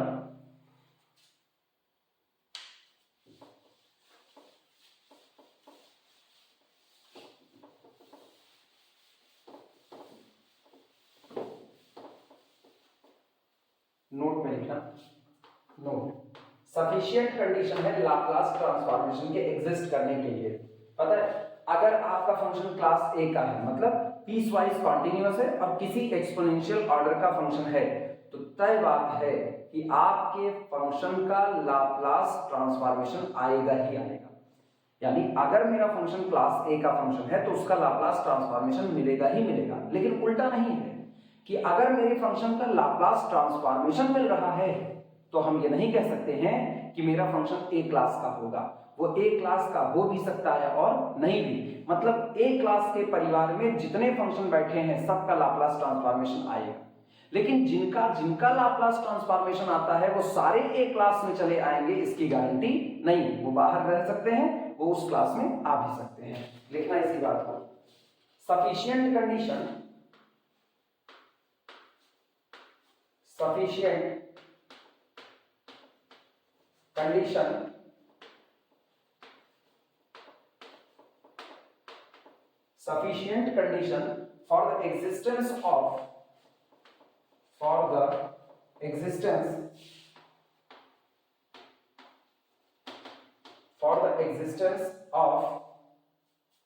for the existence of Laplace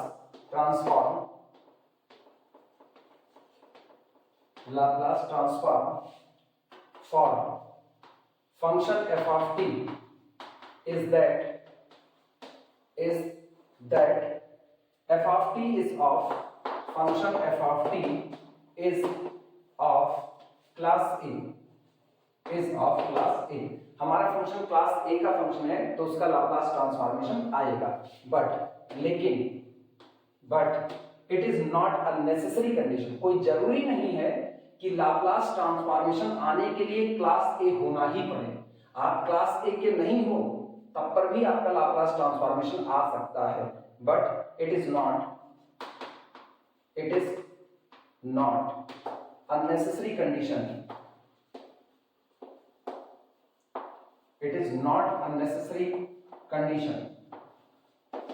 लेकिन ये कोई बहुत जरूरी कंडीशन नहीं है, मतलब ये शर्त ना भी पूरी हो तब पर भी आपके फंक्शन का लाप्लास ट्रांसफॉर्मेशन आ सकता है। अब एक मोस्ट इंपॉर्टेंट थ्योरम करने चल रहे हैं, फर्स्ट शिफ्टिंग थ्योरम, या इसको कहते हैं फर्स्ट ट्रांसलेशनल थ्योरम। लिख लो तो हेडिंग डालते हैं, बहुत छोटी सी थ्योरम तुरंत हो जाएगी।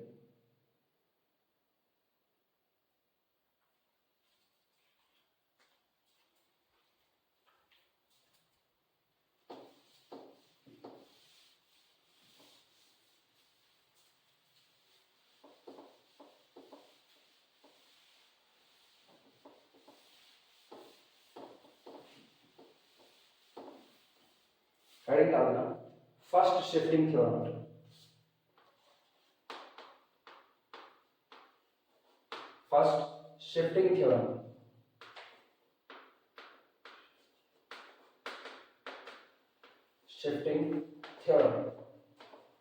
स्टेटमेंट लिखना। स्टेटमेंट बहुत आसान है और इंपॉर्टेंट है।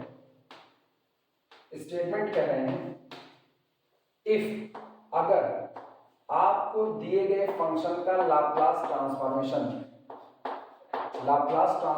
ऑफ एफ ऑफ टी, ये है फंक्शन ऑफ एस। हम जानते हैं लाप्लास ट्रांसफॉर्मेशन में आपका फंक्शन जो कि रियल वैल्यूड है वो कॉम्प्लेक्स फंक्शन में कन्वर्ट हो जाता है और वेरिएबल टी नए वेरिएबल की फंक्शन एस को प्रोवाइड कराता है। ठीक, आपका जो नया लाप्लास ट्रांसफॉर्मेशन निकल कर के एस का फंक्शन होता है।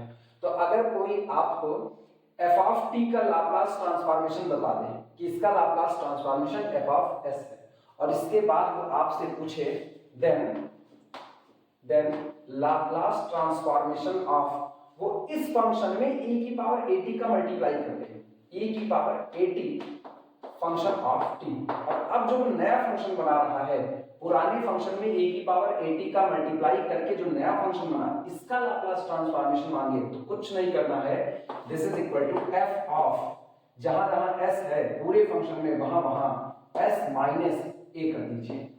ये जैसे e की पावर 2t से मल्टीप्लाई हुआ तो s माइनस 2 कर देंगे, यही थ्योरम है। नोट करो तो प्रूफ करते हैं फटाफट। ठीक, जहां पर a आपका रियल कॉम्प्लेक्स कुछ भी हो सकता है तो लिख देते हैं where a belong to the real number set capital R और complex number set capital C। Note कर लेंगे फर्स्ट शिफ्टिंग थ्योरम। तुरंत प्रूफ देखिए, बहुत छोटा सा प्रूफ है, तुरंत निपटा देते हैं प्रूफ। सबसे पहले Laplace transformation of F of T, यहीं से शुरुआत करते हैं। लिखना बाय डेफिनेशन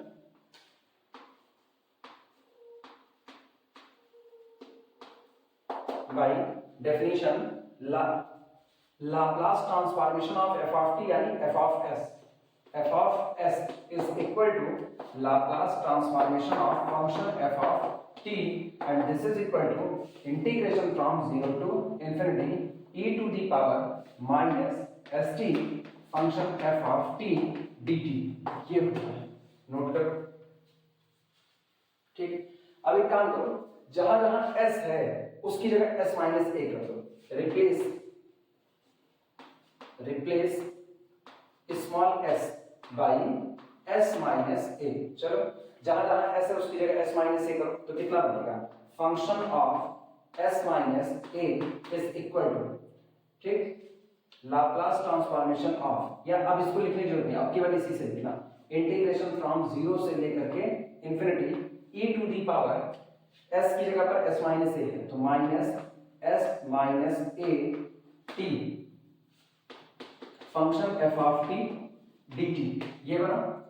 अब e की पावर माइनस s अंदर लिख देता हूं, माइनस अंदर जाएगा तो ये बनेगा this is equal to integration from 0 to infinity e की पावर माइनस s t और minus minus plus a t और फंक्शन ऑफ t साथ में कौन है? dt।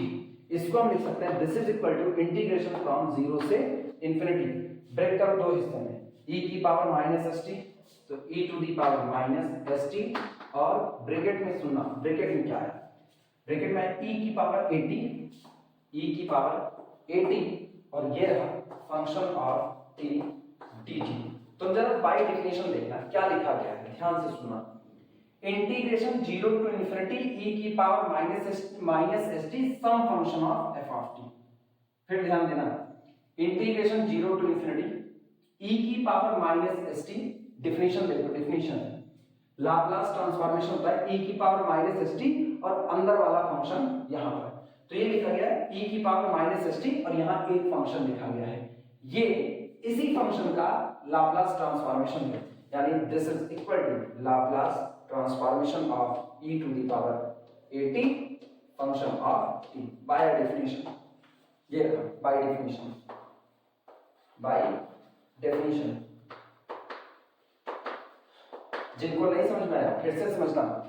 हम जानते हैं किसी फंक्शन का लाप्लास ट्रांसफॉर्मेशन कैसे लिखा जाता है, ये लिखा जाता है इंटीग्रेशन 0 टू इंफिनिटी e की power minus S t and that function. अब उल्टा पढ़ो, e की power minus S t some function of t dt बराबर होता है Laplace transformation of that function. तो यहां क्या लिखा है? e की power minus S t some function, तो ये पूरा क्या हो गया? Laplace transformation of that function, यानी l ऑफ e की power 80 f of t। Proof हो गई, नोट कर लेना। ये हो गई फर्स्ट शिफ्टिंग थ्योरम।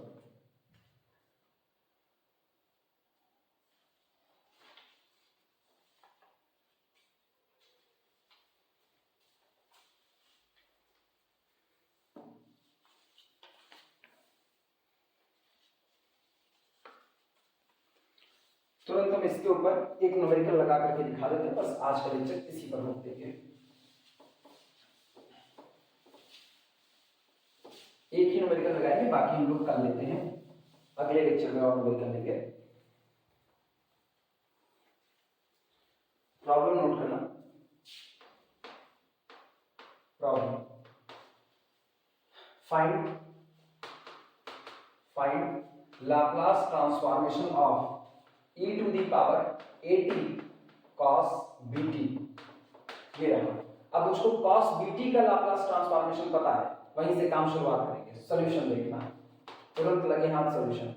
सिंस जैसा कि हम जानते हैं Laplace transformation of cos bt formula सबको पता है, ये होगा this is equal to s upon s square plus b square, ठीक, और this is the function of s, यही आपका s का फंक्शन है। सो इसलिए लाप्लास ट्रांसफॉर्मेशन ऑफ, अब cos bt में मल्टीप्लाई है e की 80 का, तो e की power 80 cos bt is equal to nothing, it is function of s minus a। कैसे? यहां लिखते हैं बाई फर्स्ट शिफ्टिंग थ्योरम,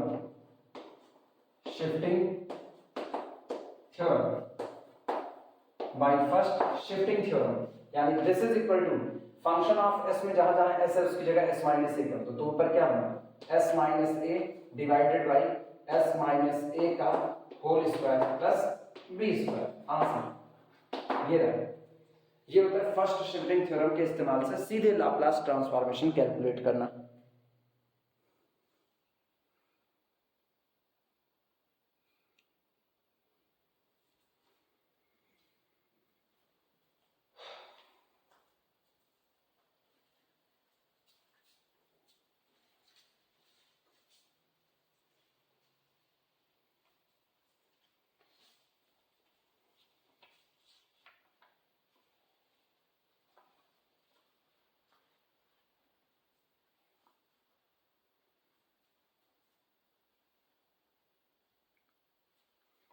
तुरंत अगला न्यूमेरिकल ले लेते हैं यहीं पर।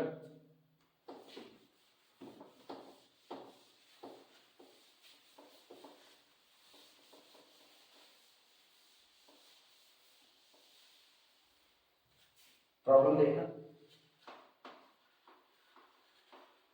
प्रॉब्लम है find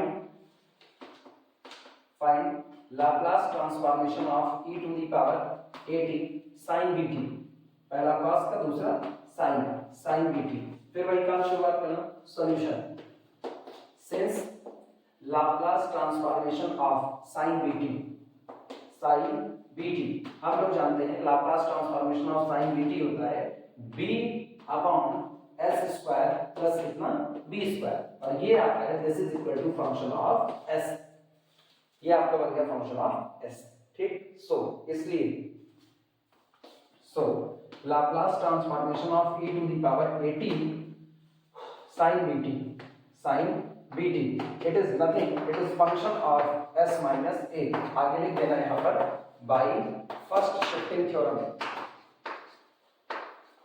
by first shifting theorem से, and this is equal to b upon s minus a का होल स्क्वायर और प्लस कितना b स्क्वायर। आंसर ये हो गया, नोट कर। बस इसी पर आज का इस लेक्चर खत्म करते हैं।